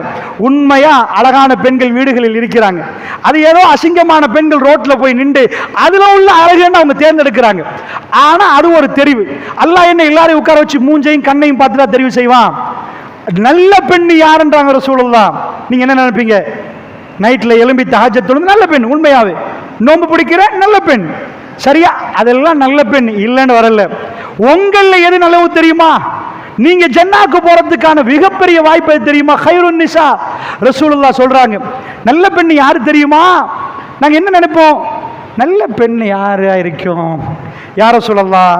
ஃபஜ்ருக்கு முன்னாடி தஹஜ்ஜத்துல எழும்பி அஸானோட தொழுவா பாருங்க, சூப்பர் பெண். அப்படியா? இல்லையா? ரசூலுல்லாஹ் அதுவும் நல்ல பெண் தான். ரசூலுல்லாஹ் சொல்றாங்க, ஹைருன் நிசா பெண்களில் சேர்ந்து அவங்க தானே ஜன்னாக்கு போவாங்க. யாரு தெரியுமா? இஸா நவர்த்த இலைஹா ஷர்ரத்துக்கு. மாப்பிள்ளைய பார்த்து சொல்றாங்க, நீங்க அவ பார்த்தா அவ உங்களை சந்தோஷப்படுத்தினா அவதான் நல்ல பெண். யா ரசூலல்லாஹ், யா நபி அல்லாஹ், நாங்க நினைச்சோம் நோம்பு பிடிக்கிற பெண்ணு. இஸா நவர்த்த இலைஹா ஷர்ரத்துக்கு. மாப்பிள்ளை வீட்டுல போய் பார்த்த உடனே மாப்பிள்ளைய மகிழ்விக்கிற மாதிரி ஒரு பெண் இருந்தா ஹைருன் நிசா, மார்க்கத்தில் அவதான் சிறந்த பெண்ணா. அப்ப என்னது? மாப்பிள்ளை வீட்டுக்கு வர போக்கல நல்ல ஒரு ஜோக் கொண்டு பார்த்து வச்சு நல்ல ஒரு ஜோக்க சொல்லி சிரிப்பு காட்டுற பெண்ண ரசூலுல்லாஹ் சொல்றாங்களா? இல்ல வந்த உடனே குச்சி காட்டி மாப்பிள்ளை எடுக்கிற பெண்ணா? அது இல்ல. அதான் உங்க ஃப்ரெண்டு செஞ்சிருவாரு, ஏதாவது ஜோக்க வச்சுட்டு உள்ள வர நல்ல இது பண்ணலாம். இஸா நலர்த்த இலைஹா சர்ரத்து கண்டா மாப்பிள்ளை வீட்டுக்கு வரப்போக்கல மாப்பிள்ளைக்கு ட்ரெஸ் பண்ணி இருக்கிற பெண்ணை ரசூலுல்லாஹ் சொல்றாங்க. எல்லா பிரச்சனையும் மயங்கிரும், மறந்துடும். மாப்பிள்ளை தன் மனைவியை பார்க்கிற நேரம் அவ அழகாக இருப்பா. பெண்கள் உள்ள ஒரு பெரிய பிரச்சனை, எங்களுக்கு அழகா இருக்க அனுமதி இல்லையா? ஏண்டா நான் ஹியூமன் சைக்காலஜி, பெண்களுடைய சைக்காலஜி என்னண்டா, ஆண்களோட சைக்காலஜி நல்லா சாப்பிடணும், பெண்களோட சைக்காலஜி நல்லா உடுக்கணும். அதான் சாதாரணம், விளங்குதா? இதுக்கு இஸ்லாம் எதிரானதுன்னு நிறைய பேர் நினைக்கிறாங்க. பெண்கள் அடக்குமுறை பண்ணிருக்கிறாங்க, பெண்கள் மறைச்சு மறைச்சு இருக்கிறேன்றாங்க. ஆமா, பெண்கள் இப்படி தான் இருக்கணும்ன்றாங்க. ஆமா, இஸ்லாம் அப்படின்னா பெண்கள்ட்ட ஆசை என்ன? பெண்ணுக்கு ஒரு டைம் கிடைச்சா அவக்கு ஷாப்பிங் பண்ணணும், இது எனக்கு அழகா இருக்குதான்னு பார்க்கணும், அவ ட்ரெஸ் பண்ணணும், அவ பிள்ளைய அழகா உடுப்பாட்டி அதை ரசிக்கணும். பொம்பளை பிள்ளைன்னா ஸ்பெஷலி பெண்கள் நல்ல அழகாக உடுப்பாட்ட பார்ப்பாங்க, அதுக்கு நிறைய டைம் கொடுப்பாங்க, அதை தேடுவாங்க. ஏண்டா அந்த அழகா அதுல ஒரு ரசனை. ஆம்பளையை பொறுத்தளவில் எங்க நல்ல நெய் பிரியாணி கிடைக்கும்னு கேட்டு அங்க போய் சாப்பிட்டு வர்றது அவங்களுக்கு ஒரு இன்ட்ரெஸ்டா இருக்கு. பெண்களுக்கு அது இன்ட்ரெஸ்ட் இல்லாம இல்லை, அவங்களுக்கு ஷாப்பிங்கா சாப்பாடுன்னு கேட்டா ஷாப்பிங் என்பாங்க. ஆம்பளைக்கு ஷாப்பிங்கா சாப்பாடுன்னு கேட்டா ஷாப்பிங்கே மண்டை குத்துவாப்பா, அது இல்லாம பசியில இருந்தாலும் பரவாயில்ல, சாப்பாடு என்பது எங்களுக்கு ரொம்ப விருப்பம் என்பாங்க. அந்த சபைகளுக்கு போவாங்க. ஏன்னா ஆணும் பெண்ணும் அப்படி இருக்கிற நேரத்தில் பெண்களாகிய உங்களுக்கு எப்ப அழகா இருக்கணும்னு சந்தோஷம். சாப்பாடு வீட்டுக்கு போனால் ஒரு மாப்பிள்ளைக்கு சாப்பாடு, உங்கள் ஹஸ்பண்டுக்கு சாப்பாடு கிடைச்சா அவருக்கு திருப்தி. சாப்பாடு வீட்டுக்கு நீங்கள் போகிற நேரம், ஒரு கல்யாண வீட்டுக்கு வலிமாக்கு போகிற நேரம் யாராவது உங்களை நல்ல அழகாக இருக்கிறீங்கண்டா உங்களுக்கு அப்போ தான் திருப்தி. அன்றைக்கி சாப்பிடாட்டியும் பரவாயில்ல, வயிறு நிறைஞ்சிரும் இல்லைங்களா? ஏன்டா அவ்வளோ திருப்தி. நீங்கள் தான் ஏறாவூர்லேயே பசுந்தா இருக்கிறீங்கண்டா அது ஒரு கிழமைக்கு போதும், இன்ஷா அல்லாஹ் அடுத்த கிழமைக்கு மற்றது. ஸோ சாதாரணமாக பெண்களுடைய இயல்பு குணம் இது. அப்படி என்றா பெண்களுடைய இந்த இயல்பு குணத்துக்கு இஸ்லாம் எதிரானதுண்டா இஸ்லாம் சொல்லுது, உங்களுக்கு சொந்தம் உங்க கணவர், உங்க கணவனுக்கு சொந்தம் நீங்க ரெண்டு பேரும் அழகா வாழணும். அதனால வீட்டுக்குள்ள என்னெல்லாம் ஃபேஷன் இருக்குதோ அது அத்தனையும் இஸ்லாம் ஹலால் ஆக்குது. உங்களுக்குள்ள மேக்சிமம் அழகா உடுக்கலாம். எந்த ஃபேஷனையும் நீங்க வீட்டுக்குள்ள சலூனே வச்சுக்கோங்க, எந்த பிரச்சனையும் இல்லை. ஆனா வெளியில போற நேரம் அவங்க உங்களுக்கு, அதாவது உங்களுடைய உரிமையாளர்கள் இல்லை. டாக்டர்கிட்ட போறீங்க, ஸ்கூலுக்கு போறீங்க, வெளியில போறீங்க, பஸ்ஸில் போறீங்க, உங்களை முழுக்க மறைச்சுக்கோங்க. உங்களுக்கு பாடி கார்டு எடுத்துக்கோங்க. என்ன நாங்கள் பிரசிடென்ட்டுக்கு பாடி கார்டு கேள்விப்பட்டிருக்கிறோம், மினிஸ்டர்ஸுக்கு பாடி கார்டு, லேடிஸுக்கு பாடி கார்டு கொடுத்த ஒரே மார்க்கம் இஸ்லாம். மஹரம் அஜ்னபி சட்டத்தோட ஒரு பெண் பிள்ளை வெளியே போல தனியாக அனுப்பாதீங்க. ஏன் தெரியுமா? சாதாரண ஏறாவூர்ல ராத்திரிக்கு நான் நடக்கிறேன், பகலுக்கு வைங்களேன், இதுல ஒரு கோடி இதுல ஒரு கோடி, 2 கோடி சாக்கில் இருக்குது. பகல் 2 மணிக்கு நடக்கிறேன், யாராவது தட்டி சொல்லுவாங்க, தம்பி இதை கொண்டு போய் பேங்க்ல போட்டு வந்துடுங்க. இப்படியே போனீங்கன்னா உங்களை குறி வச்சு எடுத்துருவாங்க. 2 கோடி சாக்கில் இருந்தா அவசரமா அது யாருக்காவது தெரிஞ்சா உங்க உயிருக்கே ஆபத்து. ஏண்டா அது பெருமதி, அதை கொண்டு போய் பேங்க்ல போடணும். கருவறை அதுல பெருமதி என்ன தாய்மார்களே? 2 கோடியா? நீங்க பெத்த பிள்ளைக்கு என்ன பெருமதி என்று உங்களுக்கு தான் தெரியும். நியூசிலாந்து பிரைம் மினிஸ்டர் ஒரு பொம்பளை, அந்நேரம் 37 வயசு. அப்ப அவ நியூசிலாந்துல வந்து நியூசிலாந்துல ஒரு வகையான புரட்சி பண்றா. எல்லா மக்களுக்கும் அவருக்கு இறக்கும். ஆனா நியூசிலாந்து பிரைம் மினிஸ்டர் அதாவது லெட்டர் எழுதுறா, ரெசிக்னேஷன் லெட்டர், நான் ரிசைன் பண்ண போறேன். முழு நியூசிலாண்டும் ஆச்சரியம். அவருக்கு எதிராக எந்த குற்றச்சாட்டும் இல்லை. ஏன்? என் பிள்ளைக்கு உம்மாவாக எனக்கு இருக்க முடியாது என்கிறார். நான் ரொம்ப பிஸி, என் பிள்ளைக்கு தாய் பாசம் வேணும் என்றான். அடுத்த நாள் ரெசிக்னேஷனை கொடுத்துட்டு அடுத்த நாள் ட்வீட் பண்றான், இன்றைக்கு இத்தனை வருஷத்துக்கு பிறகு என் ஹஸ்பண்டுக்கு நான் வைஃபா இருக்கிறேன், என் பிள்ளைக்கு தாயா இருக்கிறேன், ஐ எம் ரியலி ஹாப்பி என்று போறோம். நான் என்ன சொல்ல வரேன்டா, நல்லா புரிஞ்சுக்கோங்க, உங்க புள்ளோட பெருமதி ஒரு நாட்டுக்கு நீங்க தலைவியாயினா அதையும் தாண்டிருக்கு. உங்களை பிரசிடென்ட் என்று கூப்பிடுறதை விட உங்க புள்ள உம்மான்னு கூப்பிட்டா அந்த ஸ்டேட்டஸ் வேற. அன்றைக்கு நீங்க தாய்மார்களே, உங்க புள்ள உங்களுக்கு என்ன அல்லாஹ் தந்த இந்த புள்ள உங்களை உம்மான்னு கூப்பிட்டா நீங்க அந்த புள்ளைக்கு ரியாக்ட் பண்றீங்களே. நியூசிலாந்து பிரைம் மினிஸ்டருக்கு என்ன வேணும்? தந்த புள்ளைக்காக வேண்டி அந்த எல்லாத்தையும் கொடுத்தாங்க. நியூசிலாந்துல இதே கொடுத்தாங்க. என்ற புள்ள பெருமதி. கருவறையில் அல்லாஹ் உங்களுக்கு தந்த புள்ளோட பெருமதி எவ்வளவு சொல்ல இயலுமா? எத்தனை லட்சம், எத்தனை கோடி? நீங்க சொல்லுவீங்க தெரியாது. சில பேர் வேணுமெண்டா கண்ணுக்கு மூக்குக்கு வாய்க்கெல்லாம் பிரைஸ் அடிப்பாங்க. அடிச்சு பார்த்தா ஒரு சின்ன கணக்கு கொண்டு வரும். நிஜமா அது இல்லை.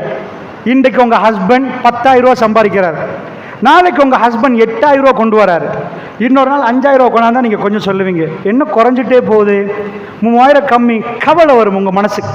ஏனண்டா நேற்று கொண்டாந்ததால செஞ்சேன், இன்றைக்கு 10வது, கவலை வரும். ஏன் தெரியுமா? சல்லி மேலே எல்லாருக்கும் பிரியம்.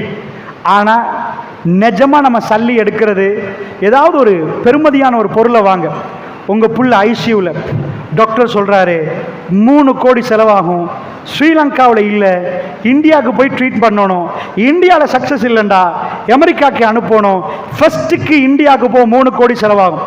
நீங்கள் முழு காணி பூமி எல்லாத்தையும் கணக்கு பார்க்குறீங்க. 3 கோடி வருவதுன்னு வைங்க, அல்லது 2.5 கோடி, இன்னும் 50 லட்சம் கடன் படணும். நாளைக்கு நீங்கள் பேமெண்ட்டில் இறங்க ரெடி ஆவீங்க. எங்கள் பிள்ளைய காப்பாற்றணும், புள்ளையோட கண்ணை பார்ப்பீங்க, அதில் கண்ணீர் இருக்கு, உம்மாண்டு கூப்பிடும், உங்கள் நெஞ்சு பதறிடும், உங்க உதடு காஞ்சிரும், நீங்க டீ குடிச்ச நாள் நினைவுகளாம் போயிடும், நீங்க குளிச்ச உங்களுக்கு எல்லாம் மறந்துடும். நீங்க ஒரு வகையா யோசிப்பீங்க, 2.5 கோடியை சம்பாதிக்க உங்களுக்கு 25 வருஷம் இருந்தா 2.5 நிமிஷத்துல டாக்டருக்கு சொல்லுவீங்க, டாக்டர் அதை நாங்க ரெடி பண்றோம், எங்க பிள்ளைக்கு இப்ப அவசரமா ஃபிளைட்டை ரெடி பண்ணுங்க. ஏனென்றா அதுதான் மனிதன் வாழ்க்கையில பிள்ளைக்கு வச்ச பெருமதி. பிள்ளைக்கு வச்ச பெருமதி. வாப்பா போறாரு, நல்ல சந்தோஷமா, நீங்க உம்மா கெட்டி மோந்து புள்ள ஸ்கூலுக்கு போகுது, போற வழியில புள்ள ஆக்சிடென்ட் ஆகி ரத்த வெள்ளத்தில் ஹாஸ்பிட்டல் இருந்தா போன் வருது, உங்க புள்ள அட்மிட் பண்ணப்பட்டிருக்கு ஹாஸ்பிட்டல்.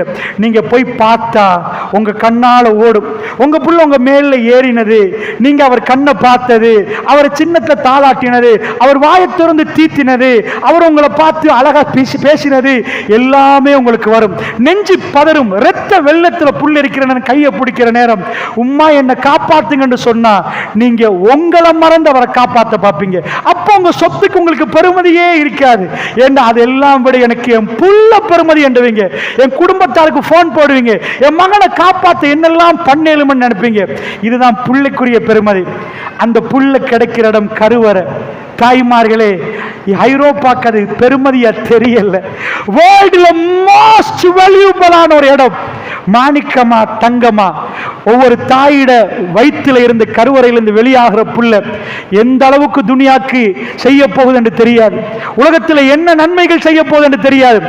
அந்த கருவறை, அந்த கற்பப்பை பாதுகாக்கப்படணும். பத்தினியா நிக்கணும். ரோட்ல போற நேரம் ஒரு பெண்ணுக்கு அவ்வளோத்தையும் மறைக்க சொல்லி ஒரு பாடிகார்டை கொடுத்து, நீங்க இவங்களோட போங்க, தனிய போயிடாதீங்க என்று ஏன் கொடுக்கப்பட்டுச்சு தெரியுமா? இது பறிப்போனா, உயிர் பறிப்போனதை விட ரொம்ப வேதனையா நிற்கும். படிச்ச பிள்ளைகள் ஏறாவூர்ல இருந்து எல்லா ஊர்ல இருந்து படிச்சுட்டு போறாங்க. ஸ்கூலுக்கு போய் நல்ல ஒழுக்கமா நின்ற சில பிள்ளைகள் பல்கலைக்கழகத்துக்கு போனா அந்த பல்கலைக்கழகத்திலிருந்து சில பேர் வழி தவறிடுவாங்க. ஆணோட ஒரு பெண்ணுக்கு உறவு வந்தா, அதாவது பங்குகளில் உட்கார்ந்து அவங்க தப்பான உறவுல ஈடுபடுவாங்க. அந்த பெண் படிச்ச பிள்ளைகள். ஆனா கருவறையிட பெருமதி அந்த படிப்பு எடுத்து கொடுக்கல. தன் பிள்ளைக்கு முன்னாடி வர்ற நேரம் நான் பத்தினியா நிக்கணுமே, என் பிள்ளை என்ன பார்த்து உம்மாண்டு சொல்ற நேரம் என் கல்வி குத்தக்கூடாது என்ற உணர்வோட பெண்கள் பலர்கள் இல்லை. அதனால இப்படி படிச்சவங்க பல்கலைக்கழகத்துக்கு போய் சில நேரத்தில் மரம் அசையும், பங்குகள்ல பக்கத்தில் உட்கார்ந்து போய் பார்த்தா ஒரு ஆணும் பெண்ணும் இருப்பாங்க. ஊர்ல படிக்க வச்சு நல்லா படிச்சு வரணும் என்பதற்கு பல்கலைக்கழகத்துக்கு அனுப்பினா, இதையெல்லாம் ஒரு தாய் போய் நேரடியா பார்த்தா நெஞ்சு வெடிச்சு போயிராதா? நெஞ்சு வெடிச்சு போயிராதா? அன்புக்கினியவர்களே, ஒரு பெண்ணுக்கு ஆக முக்கியம் தன்னுடைய பத்தினி தன்மை, தன்னுடைய கருவறை. அதை மிகவும் நல்ல முறையில் பாதுகாக்கணும். அதற்காக இஸ்லாம் சொல்லுது, உங்களை குறி வச்சு யாரும் தாக்க கூடாது. ஸ்ரீலங்காவில் பல மர்டர் கேசஸ் நடந்துச்சு.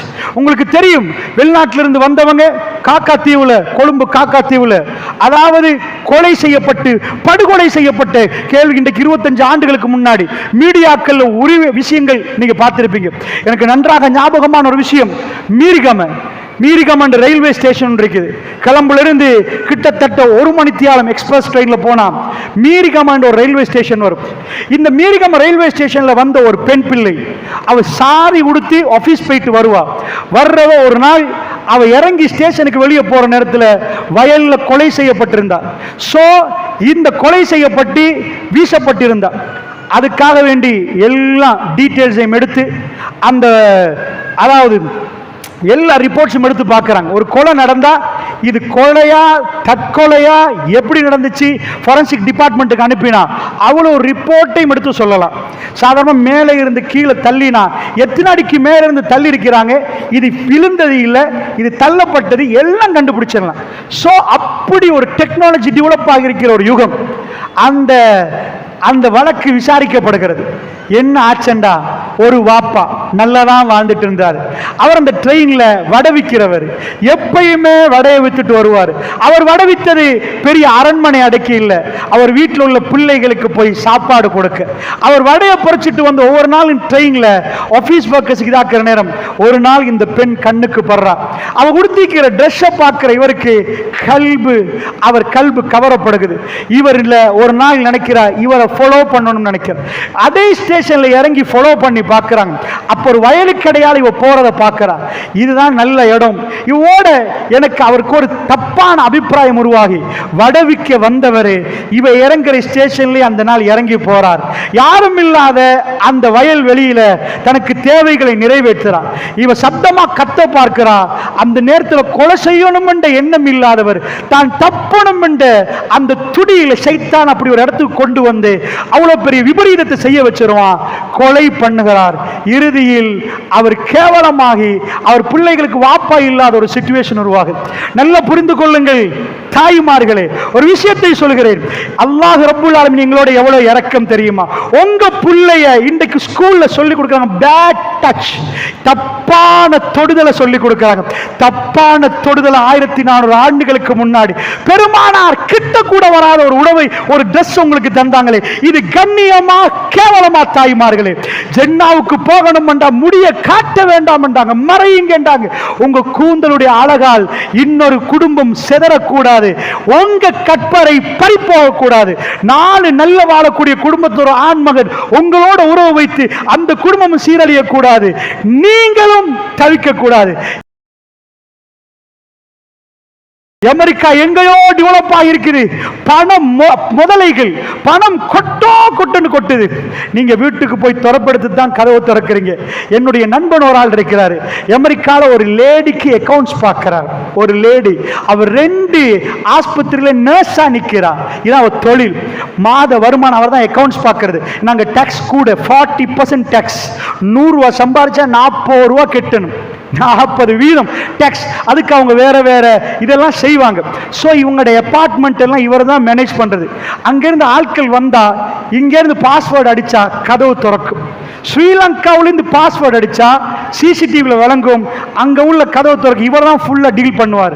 அந்த அம்மாவோட மாத வருமானம் 4 கோடி மாசத்துக்கு. நான் வருஷத்துக்கு சொல்லல, 4 கோடி. சில பேரு ஒரு மாசத்துல சம்பாதிக்கிறவங்க இருக்கிறாங்க, 10 மாசம் கழிச்சு சம்பாதிக்கும். சில பேர் வருடம் முழுக்க சம்பாதிச்சாலும், தன் வாழ்நாள் முழுக்க சம்பாதிச்சாலும் 4 கோடி ஏலாது. அந்த பெண்ணுக்கு எல்லாம். ஆனா அவங்களுக்கு என்ன கிடைக்கல தெரியுமா? ஆகப்பெரிய கிஃப்ட், வாழ்ற வழி கிடைக்கல. அவங்களுக்கு வாழ தெரியாது. ஒரே ஒரு நைட் நீங்க அமெரிக்காவுக்கு போய் இருந்தீங்கண்டா நீங்க வாந்தி எடுப்பீங்க. வல்லாஹி, நீங்க உண்மையான நல்ல பெண்ணா இருந்தா 2:30 மணிக்கு உம்மா வருவா, டிஸ்டர்ப் பண்ண மாட்டாங்க, பிள்ளைகள் இது பண்ண மாட்டாங்க. என்ன டிஸ்டர்ப் பண்ணினா அது போலீஸே வந்து நின்றுவான். Human rights violation. பிள்ளைக்கு தட்டினாலே போலீஸ் வந்து நிற்கும், நீங்க எப்படி அடிப்பீங்கன்னு கேட்பாங்க. ஸோ அதெல்லாம் இல்லை. அவங்க கிளப்புக்கு போய், வாப்பா ஒரு கிளப்புக்கு போய் வருவார், உம்மா கிளப்புக்கு போய் வருவாங்க. நைட் லைஃப், குடிக்காம தூங்க மாட்டாங்க. 2 மணிக்கு வந்து அவங்க பாட்டுக்கு தூங்குவாங்க. நான் கேட்கிறேன், இது ஒரு பெண், உங்க பிள்ளைகள் ஒரு உம்மா இருக்கிறாங்க ஏறாவூர்ல, ராத்திரி 2 மணிக்கு வந்து குடிச்சாங்கன்னு அந்த பிள்ளைகிட்ட போய் கேட்டா உங்க உமாவை பத்தி என்ன நினைக்கிறீங்கன்னு எப்படி இருக்கும்? எப்படி இருக்கும்? அது பேசவே அருவருப்பா இருக்காதா? தாய்மார்களே, அல்லாஹ் எங்களுக்கு தந்த கிஃப்ட் இது. தப்பா நினைச்சிடாதீங்க. ஜென்னாவுக்கு நாங்க மறைக்கணும், மறைக்காம விட்டோம்னா ஜஹன்னம். நாங்க 4 பேரை சீரழிக்கிறோம், 4 பேரை தப்புல எடுக்கிறோம். இது ஜஹன்னத்துக்கு போயிடும். அதனால் உடுக்கிற அபாயாக்கள், உடுக்கிற உடை, அபாயா உடுத்தா, அபாயா என்ன ரசூலா சொல்லி தந்த ட்ரெஸ்ஸா? அபாயா என்றது வந்து ரசூலா போட்ட கூட இல்ல, அது பிசினஸ் மார்க். உடுங்க, அபாய் என்பது ஒழுக்கமான ட்ரெஸ் என்று கண்டாங்க. சோ அதை விடுங்க. அல்ஹம்துலில்லாஹ், ஏதோ மறைக்கிற மாதிரி ஷரத்துகள் ரசூலுல்லாஹ் போட்டாங்க. உங்க ஆடை இறுக்கமா இருக்க கூடாது, அபாயாண்டு போட்டு இறுக்கமா உடுத்தா அவுட். உங்க ஆடை உள்ள தெரிகிற மாதிரி இருக்க கூடாது, ஆணு கோப்பாக உடுக்க கூடாது என்று ஷரத்துகள் போடப்பட்டிருக்க. அந்த ஷரத்துகள் எல்லாமே வெளியில போற ஒரு பெண் கடைப்பிடிக்கணும். வீட்டுக்கு வெளியில போற ஒரு பெண் கடைப்பிடிக்கணும். அல்லாஹ்வுடைய நல்லடியார்களே, இதை கடைப்பிடித்தால் அந்த பெண் அவ உலகத்திலேயும் நல்ல வாழுவா, ஆகிராலே நல்ல வாழுவா.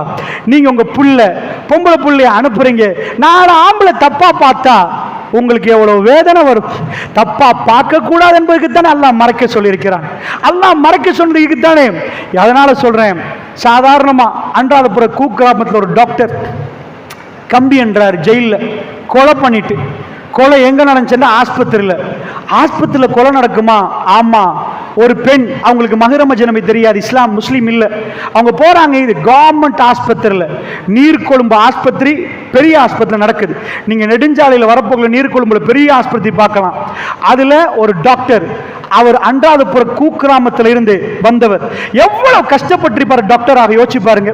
எத்தனை இரவுகள் அன்றாதபுரத்தில் கூக்கிராமத்தில் இருந்து ஸ்ரீலங்காவில் பெரிய போட்டி பயிற்சியில் இசட்ஸ்கோல வந்து அவர் மெடிக்கல் காலேஜ் என்டர் ஆகிறாரண்டா, லேசிப்பட்ட இடமா. ஒரு பெண் வர்றா, வயிற்றுல வலி என்றார், செக் பண்றாரு. இந்த டைமுக்கு வாங்கன்றாரு மேல் மாடிக்கு. அது ஒரு காலை நேரம். அவர் மேல் மாடிக்கு வந்தா அந்த பெண்ணி அவருக்கு அதெல்லாம் தெரியாது, அவ போயிட்டா. போனா 2015-16 முஸ்லிம் நீதியரசரால் தீர்ப்பு கொடுக்கப்பட்ட வழக்கு. நீர்கொழும்பு மெஜிஸ்ட்ரேட்ல அப்ப இருந்த நீதியரசர் ஒரு முஸ்லிம். அந்த முஸ்லிம் நீதியரசர் இந்த வழக்குக்கு தீர்ப்பு கொடுக்கிறார். வழக்குடைய முடிவு என் ஞாபகம் சரி என்றால் 2015-18-16 நடக்குது. என்ன ஆகுது? இந்த டாக்டர் கதையை சொல்றார். அவரு மேல போய் இந்த பெண்ணுக்கு ட்ரீட்மெண்ட் பண்ண போல கொஞ்ச நேரத்தில் வழங்குது. இது ட்ரீட்மெண்ட் நடக்கல, வேற என்னமோ நடக்கிற மாதிரி பெண் உணர்றா. அவ கூச்சலிட ஆரம்பிக்கிறா, சத்தமிடம் ஆரம்பிக்கிறா. இவரு இன்டென்ஷன்லி கொல்லணும் என்ற யோசனை வரல. அவருக்கு அந்த உணர்வை கட்டுப்படுத்த முடியாம போச்சு. உடனடியா இஸ்லாம் சொல்லுது, ஒரு ஆணும் பெண்ணும் தனிமையா நிக்காதீங்க. இது நல்ல உபதேசமா கெட்ட உபதேசமா? தாய்மார்களே, உங்க குழந்தைகளுக்கு இந்த உபதேசத்தை கோடி கொடுத்தாலும் யாரும் சொல்லி கொடுக்க மாட்டாங்க. உங்க பிள்ளைகளை மறைச்சு அனுப்புங்க என்பது. அல்லாஹ் எங்களுக்கு ஒரு பெண்ணுக்கு பொடிகார்டு வேணும் அப்பா, வீட்டில் உள்ள நானா தங்கச்சியை கூட்டிட்டு போய் வாங்கன்னு சொல்றது இந்த சமுதாயத்துக்கு ரஹ்மத்தா இல்லையா? இது அல்லாஹ் செய்த அருளா இல்லையா? தாய்மார்களே, இதை கேவலமா பார்க்கிறோம்டா. எங்களுக்கும் வெஸ்டர்ன் வேர்ல்டு மாதிரி வாழணும் என்று சொன்னா போய் ஒரு நாள் வாழ்ந்து பாருங்க, கேவலம் உங்களுக்கு தெரியும். பணம் அவர்களுக்கு கொட்டும், வாழ தெரியாம துடிக்கிறார்கள் அவர்கள். என்னாச்சு? மேல போன உடனே அந்த பெண்ணுக்கு ஏதோ ஒரு தப்பு நடக்குது. அந்த பெண்ணு கூச்சலிடுற நேரம் வாயை அடைக்க பார்க்கிறார், என்னமோ பண்ண பார்க்கிறார். ஈவ உடல்ல துடிக்க ஆரம்பிக்கிறார். கண்ட்ரோல் பண்ண இயலாம களத்தை நெசுக்கிறாரு. அவன் செத்து போயிட்டா. அடக்கத்தான் நசுக்கினார், செத்து போயிட்ட. இவர் ஒரு டாக்டர், வேணுமென்று கொலை செய்யறதுக்காக வரல. ஆனால் இந்த டாக்டர் தப்பாக ஏதோ செய்ய போனதுனால அவ போய் வெளி உலகத்துக்கு சொல்லிடுவான் பயத்தில் வாயடைக்க போனவர். அந்த இடத்துல கொலை நடந்துட்டு இப்ப டாக்டர் தப்பணும், யாருமே பக்கத்தில் இல்லை. அதிகாலை நேரம் ஆஸ்பத்திரியில் இருந்து வெளியே, அதாவது மேல் மாடி 6வது மாடி வெளியே வந்து அப்படியே தள்ளி விடுறாரு. தள்ளி விட்டுட்டு சத்தம் இல்லாம இருந்துட்டாரு. எல்லாம் எப்படி என்றா, ஒரு புள்ள மேலே இருந்து வந்து பாஞ்சு குதிச்சுட்டு, ஏண்டா எங்கேயாவது இங்க சாவடிச்சு மேல போடுவானா? அது வீட்டில் ஓகே, வந்தவ பாஞ்சு குதிச்சுட்டா, ஏதோ மனநோயில வந்திருப்பா போல. குடிச்ச உடனே நீர்கொழும்பு ஆஸ்பத்திரியில இருந்து ராகமுக்கு டிரான்ஸ்ஃபர் அளிக்கப்படுது. ராகம் ஹாஸ்பிட்டல் இருந்து கிளம்பு ஜெனரல் ஹாஸ்பிட்டலுக்கு கொண்டு வர போக்கல அவன் செத்து போயிட்டான். அவங்க வீட்டாக்கள் சொல்றாங்க, அவக்கு வயிற்றுல தான் நோயை தவிர மனசுல நோய் இல்லை. அப்படியான ஒரு மனநிலைமையில நிக்கல, அவ குதிக்க சான்ஸே இல்லை. அவ அப்படி வீட்டில் எந்த பிரச்சனையும் வரல. இது தற்கொலை இல்லை, வேற ஏதோ எங்களுக்கு டவுட். பல ஆண்டுகள் போகுது, ரிப்போர்ட் அத்தனையும் எடுக்கப்படுகிறது. அந்த டாக்டர் கடைசியில அவர் கொலை செஞ்சுத்தான் தள்ளி இருக்கிறார் என்று ப்ரூஃப் ஆகுது. அவர் கம்பி என்றார். நான் ஏன் உங்களுக்கு இதை சொல்றேன் தெரியுமா? டாக்டர், லாயர், மௌலவி, ஆலிம், அல்லாமா, இது எதுக்கும் காமம் என்றது எல்லாருக்கும் உண்டு. எல்லாருக்கும் உண்டுண்டா இஸ்லாம் உங்களை சொல்லுது, உங்களை பாதுகாக்க சொல்லி. உங்க கட்பாறைக்கு நீங்க கொடுக்கிற வேலை என்ன? அமெரிக்கர்கள் கொடுக்கிற வேலை என்ன? நான் சொல்லக்கூடாது, பிள்ளைகளும் இருக்கிறார்கள் என்றாலும் நீங்க புரியணும் என்பதற்கு சொல்கிறேன். பெருமானார் மிக கவலைப்பட்ட ஒரு இடம் இருக்குது. அல்லாஹ்வுடைய தூதர் மௌத்தாரத்துக்கு கொஞ்ச நாளைக்கு முன்னாடி திடீரென்று வந்தாங்க, மஸ்ஜிதில் மிம்பரில் உட்கார்ந்தாங்க. சஹாபாக்கள் சொன்னாங்க, ஜலச ரசூலுல்லாஹி ஸல்லல்லாஹு அலைஹி வஸல்லம் அலல் மிம்பரி. ரசூலுல்லாஹ் மிம்பரில் உட்கார்ந்தாங்க. வஜலஸ்னா ஹவுலா, நாங்கள் ரசூலுல்லாஹ் சூழ்ந்து உட்கார்ந்தோம். ரசூலுல்லாஹ் என்ன பேசினாங்க தெரியுமா? பயந்து பேசினாங்க ரசூலுல்லாஹ். பயந்து போயிருந்தாங்க ரசூலுல்லாஹ். நாங்கள் எதுக்கு பயப்படுவோம் தெரியுமா? இங்க பாருங்க, பேங்க் பேலன்ஸ் இருந்துச்சு, காணாம போச்சு, ஜீரோ ஆயிட்டு பயப்படுவோம். நிஜமா பயப்படுவோம். என்னப்பா பேங்க் பேலன்ஸ் ஜீரோவா காட்டுது, பயப்படுவோம். எங்க ஊரை இடிக்க போறாங்களாமே, கவர்மெண்டால எடுக்க போறாங்களாமே, பயப்படுவோம்.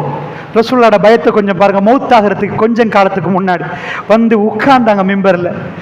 சஹாபாக்கள் பார்க்குறாங்க, எல்லாரும் சூழ்ந்து உட்கார்ந்து இருக்கிறாங்க. ரசூலுல்லாஹ் என்ன பயந்திருப்பாங்கன்னு நினைக்கிறீங்க? இன்ன மிம்மா அகாஃபு அலைக்கும் மின் பாதி. மக்களே, எனக்கு ஒரு பயம் இருக்குது மக்களே. ரசூலுல்லாஹ் சொல்றாங்க, பயமா இருக்குது. என்ன பயம்? நான் மௌத்தானத்துக்கு பிறகு எனக்கு பயமா இருக்கின்றாங்க. ரசூலுல்லாஹ் என்ன நினைக்கிறாங்க? உங்க எல்லாருக்கும் எனக்கும் ஒரு பயம் இருக்கு. என்ன பயம் தெரியுமா? நான் மௌத்தாகினா என் குடும்பம் எவ்வளவு தீனோட இருப்பாங்க. ரிஸ்கை பத்தி ஒரு மூமினுக்கு பெருசா பயம் வராது. சில பேருக்கு என்ன சாப்பிடுவாங்க, என்ன செய்வாங்க.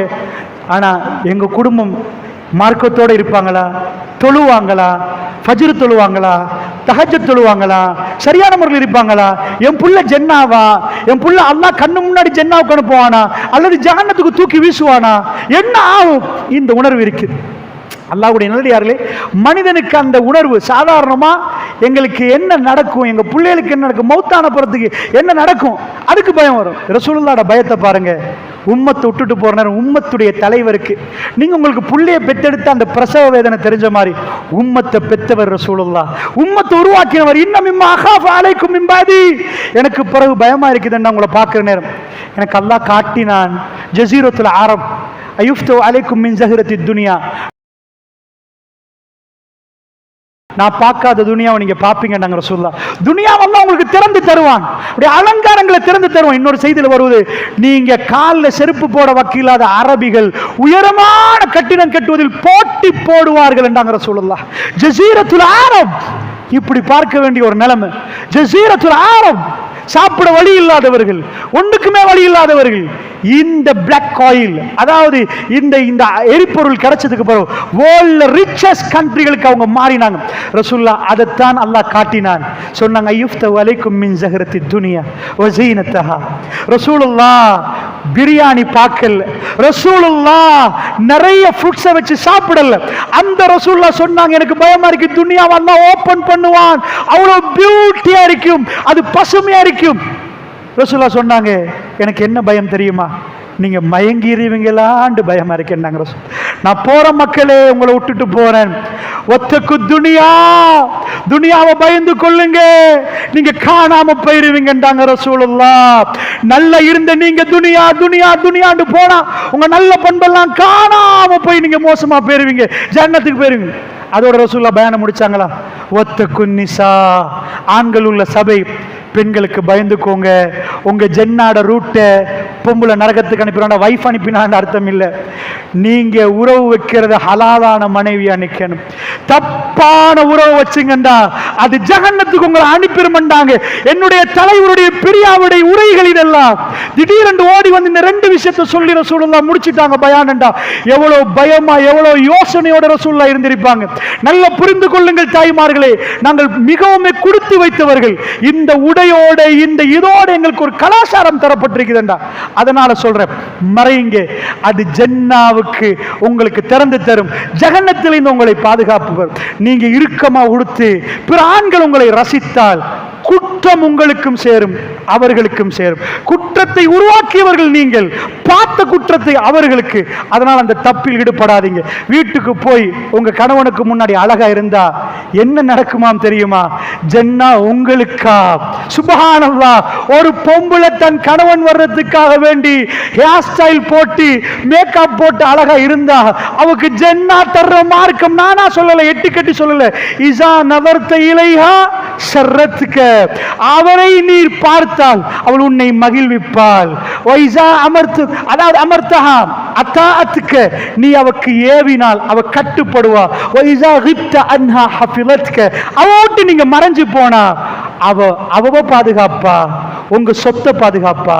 ரசூலுல்லாஹ் சொன்னாங்க, அப்படி ஒரு பொம்பளை கிடைச்சா ஹைருன் நிசா, பெண்களில் சிறந்த பொம்பளைண்டாங்க ரசூலுல்லாஹ். அல்லாஹ் எவ்வளவு நேசிக்கிறான்னு நினைக்கிறீங்க நீங்க? நல்லா புரிஞ்சுக்கோங்க தாய்மார்களே. நிறைய செய்திகள், கணவனோட நடந்து கொண்டு ஜன்னாக்கு போறதுக்கு நிறைய செய்திகள் இருக்கு. எனக்கு தரப்பட்ட நேரம் முடிஞ்சிட்டு 5:45 முடிங்கண்டாங்க. நிறைய செய்திகள், அதைத்தான் நான் உங்களுக்கு கொண்டு வர விரும்பினேன். என்றாலும் அல்லாஹ் இன்றைக்கு எங்களுக்கு எதை நாடினானோ அதை நான் பேசினேன். அதை நீங்க செவமடுத்தீங்க தாய்மார்களே. இது அற்பம். எங்களை தோல்ல சுமந்து போற நாள் வரைக்கும் நாங்கள் தாமதப்படுத்த வேணாம், எங்களை மாற்றிக்கொள்வோம். அல்லாஹ் எங்களுக்கு தந்த மிக அருமையான வாய்ப்பு, மிக அருமையான வாய்ப்பு. சுபஹான் அல்லாஹ். பெண்களே, அதனால் நீங்க கவனமா புரிந்து கொள்ளுங்கள். ஜன்னா ஜஹன்னம், நரகம் என்பது அதிபயங்கரமானது, அதிபயங்கரமானது. அதுல தூக்கி போட்டா எப்படி இருக்கும்? ரசூலுல்லாஹ் சொல்றாங்க ஸல்லல்லாஹு அலைஹி வஸல்லம், அல்லாஹ்வோட விசாரணை எவ்வளவு கடுமையா இருக்குமெண்டா, மறுமை நாளில் அல்லாஹ் விசாரணைக்கு வருவான். அந்த நாள் எப்படி இருக்குமெண்டா, எல்லோரும் சன்னிதானத்தில் ஒன்று சேர்ந்திருப்பாங்க. யௌம யஃபிருல் மர்உ மின் அஹி வ உம்மிஹி வ அபி வ ஸாஹிபதிஹி வ பனி. அந்த நாள்ல அல்லாஹ் வர்றான்னு கேள்விப்பட்டு எல்லாரும் ஓடுவாங்க. அல்லாஹ்வோட சன்னிதானத்துக்கு எல்லாரும் ஒன்று சேர்க்கப்படுற நேரத்தில் எல்லாரும் முளைச்சு முளைச்சு ஓடுற நேரம். யௌம யஃபிருல் மர்உ மின் அஹி, தன் சகோதரன் அங்க நிப்பான். வ உம்மிஹி வ அபி, அவங்களோட உம்மாவும் பாப்பான் கண்ணு முன்னாடி. வ அபி, அவங்களோட வாப்பாவை பாப்பான். உம்மிஹி வ அபி வ ஸாஹிபதிஹி வ பனி, அவங்க பிள்ளைகளும் அவங்களுடைய சாஹிபுகளையும் அவன் பார்ப்பான். என்ன நடக்கும் தெரியுமா? அவங்க எல்லாத்தையும் பார்க்கிற நேரம் போய், உம்மா அஸ்ஸலாமு அலைக்கும், எப்படி உம்மா, எப்படி சோமாரிக்கிறீங்களா? ஆஃப்டர் லாங் லாங் டைம் அம்மா, நீங்க மௌத்தாய் உங்க கண்ணு ரெண்டு பார்க்கணும்னு நினைச்சேன் உம்மா, நான் உங்களுக்கு நிறைய செய்யணும்னு நினைச்சேன், என்னால முடியல. அந்த பேச்சுவார்த்தை எதுவுமே நடக்காதாம். அல்லாஹ் ரப்புல் இஸ்ஸத் சொல்றான், அது பயங்கரமான நாளாம். ரசூலுல்லாஹ் சொல்றாங்க, யாரும் உடுத்திருக்க மாட்டாங்க, செருப்பு போட்டிருக்க மாட்டாங்க. ஆயிஷா நாய் ரசூலுல்லாஹ் நிப்பாட்டி கேட்கறாங்க, யா ரசூலல்லாஹ், என்ற இஸ்லாம் இவ்வளவு மறைக்க சொல்லுது, இவ்வளவு அடக்கம் மறைக்க சொல்லுது, யா ரசூலல்லாஹ், ஒருவரை ஒருவர் பார்த்து கொள்வாங்களே யா ரசூலல்லாஹ். ஆயிஷா ரசூலுல்லாஹ் சொல்றாங்க, ஆயிஷா ரலியல்லாஹு அன்ஹா, ஒருவரை ஒருவர் பார்த்து கொள்ற சிந்தனை இருக்காத ஆயிஷா. யா நஃப்ஸி, என் ரிசல்ட் என்ன? அல்லாஹ் எனக்கு என்ன செய்ய போறான்? என் முடிவு என்ன? ஜன்னாவா ஜஹன்னமாண்ட ஒரே சிந்தனையில் எல்லோரும் அல்லாஹ்வுடைய சன்னிதானத்துக்கு ஓடுற நேரம். உம்மாவை கண்டு புள்ள ஒரே ஓட்டம். யௌம யஃபிருல் மர்உ மின் அஹி, உம்மா இந்த பக்கம் ஒரே ஓட்டம், வாப்பா அந்த பக்கம் இந்த ஓட்டம். ஏன் தெரியுமா? என்ன சொல்லி கொடுத்துருவாங்களே அல்லாஹ்ட்ட, ஏதாவது வாப்பா வந்து 2 நன்மையை கேட்டா அதை கொடுத்த எனக்கு குறைஞ்சிருமே, எனக்கு ஒண்ணு கூட்டணுமே என்ற உணர்வோட, இதற்காக வேண்டி புள்ள குட்டி உறவுகள் எதுவுமே இல்லாமல் அல்லாஹ்வோட சன்னிதானத்துக்கு எல்லாரும் ஒன்று சேர்க்கப்படுற நேரம். அல்லாஹ் ரப்புல் ஆலமீன், வஜாஅ ரப்புக வல் மலக்கு ஸஃபன் ஸஃபா, மலக்குமார்கள் அணிவகுத்து நிற்க அல்லாஹ் ரப்புல் ஆலமீன் வருவான். எல்லோருக்கும் தெரியும் எப்படி ஒரு ராணுவம் அணிவகுத்து நிற்க ஒரு ஜனாதிபதி வருவார், அப்படி இல்லை. அதாவது வஜாஅ ரப்புக வல் மலக்கு ஸஃபன் ஸஃபா, ஸஃப் ஸஃபாக மலக்குமார்கள் நிற்கிற நேரம் அல்லாஹ் ரப்புல் இஸ்ஸத் அந்த இடத்துக்கு வந்து நிற்பான். எல்லோரும் அமைதியாயிருவார்கள். அதாவது ஒரு சின்ன ஒரு துண்டு கீழே விழுந்தாலும் சத்தம் கேட்கிற மாதிரி நிற்கும். எல்லாரும் மூர்ச்செட்டு விழுந்தால் ரசூலுல்லாஹ் எழுந்திருப்பாங்க. மூசா அலைஹிஸ்ஸலாம் பிறகு ஒவ்வொரு ஆளும் எழுந்து நிற்பாங்க. தீர்ப்பு கொடுக்கப்படுகிற நேரம் ஓப்பன். எல்லாருக்கும் ரசூலுல்லாஹ் சொன்னாங்க, ஒரு ஆளை எடுத்து விசாரிக்கிற நேரம் கடைசி நபருக்கு விசாரணை தெரியும் என்றாங்க. இன்றைக்கு நான் பேசி வெளியில் உள்ளவங்களுக்கு கேட்கணும்டா ப்ரொஜெக்டரை போட்டா இங்க கேட்கிற அவங்கள விட கிட்ட மாதிரி அவங்களுக்கு தெரியும். அல்லாஹ்வுடைய ஏற்பாடு என்னன்னு தெரியாது. ஒரு ஆளை எடுத்து பகிரங்கமா அல்லாஹ் விசாரிப்பான். உம்மாவை கொண்டாந்து நிப்பாட்டினா அங்க கணவர் இருப்பார், இங்கால புள்ளைகள் இருப்பாங்க. இந்த விசாரணை லைவா போகும். எல்லா அடியார்களும் பார்த்து கொண்டே இருப்பார்கள். அல்லாஹ் கேட்பார், பகிரங்கமான ஒரு விசாரணை நடக்கும். இதனால் நபிமார்கள் கேட்டார்கள், யா அல்லாஹ், மறுமையிலே எங்களை கேவலமாக்கி விடாதே யா அல்லாஹ், அந்த சன்னிதானத்தில் எங்களை கேவலமாக்கி விடாதே யா அல்லாஹ், எங்களை பிடிச்சிடாத. ரசூலுல்லாஹ் ஒரு முறை சொன்னாங்க, அல்லாஹ் ஹிஜாப போடுவானாம், திரைய போடுவானாம். திரைய போட்டு ஒரு அடியான் எடுப்பானாம், எடுத்து கேட்பானாம், யாருக்கும் தெரியாது, இது ரகசிய விசாரணை நஜ்வா. திரைய போட்டுட்டு அல்லாஹ் கேட்பானாம், இது செஞ்சியான்னு கேட்பானாம். அவர் சொல்லுவாராம், ரப்பே நான் செஞ்சேன் யா அல்லாஹ். அல்லாஹ் கேட்பானா, இதை செஞ்சியான்னு கேட்பானா. ஜம்பகதா, இந்த பாவத்தை செஞ்சியான்னு கேட்பானா. அந்த பாவத்தை சொன்ன உடனே இந்த ஐயா பயப்படுவான், ஆமா ரொம்ப கதா கதா இந்த பாவம் செஞ்சியா, இந்த பாவத்தை செஞ்சியான்னு கேட்பானா. ரசூல்லா சொன்னாங்க, அந்த அடியான்ட்டு அந்த விசாரணை நடக்க போகலாம் சொல்லுவானா, நான் அழிஞ்சிட்டேன் நினைப்பானா.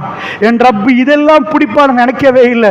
இதையுமா துருவுறான், இதையுமா கேட்கிறான். ரசூல்லா சொன்னாங்க, அல்லாஹ் கேட்டு கேட்டு வர ரப்பு ஒரு போலீஸ் வந்து கேட்கிற நேரம், ஒரு சிஐடி வந்து கேட்கிற நேரம், இந்த பயம் ரப்புல் இஸ்ஸத் எங்கேயுமே ஓட இயலாது, யாருக்கும் தப்ப இயலாது. தீர்ப்பு கொடுக்கப்படுகிற நேரம், அதுக்கு பிறகு மௌத்து இல்லை, நிரந்தரமான வாழ்க்கை. தீர்ப்பு தப்பா, தீர்ப்புல எந்த அநியாயமும் நடக்காத நேரம். ஜம்ப கதா வகதா, இது அத்தாரிஃபு ஜம்ப கதா, அல்லாஹ் செஞ்சேன்னு கேட்க மாட்டானாம், இந்த பாவம் தெரியுமான்னு கேட்பானாம். அது கேட்கிற ஸ்டைல சொல்ல போக்களே வல்லாஹ் எனக்கு பயமா இருக்குது. அத்தாரிஃபு ஜம்ப கதா, ரசூலுல்லாஹ் கேட்கிறாங்க, உனக்கு இந்த பாவம் தெரியுமான்னு கேட்பானாம். அது எப்படி இருக்கும் அல்லாஹ்வுடைய நல்லடியார்களே? நிறைய பாவங்கள் செய்தவர்கள் நாம் எல்லாம்.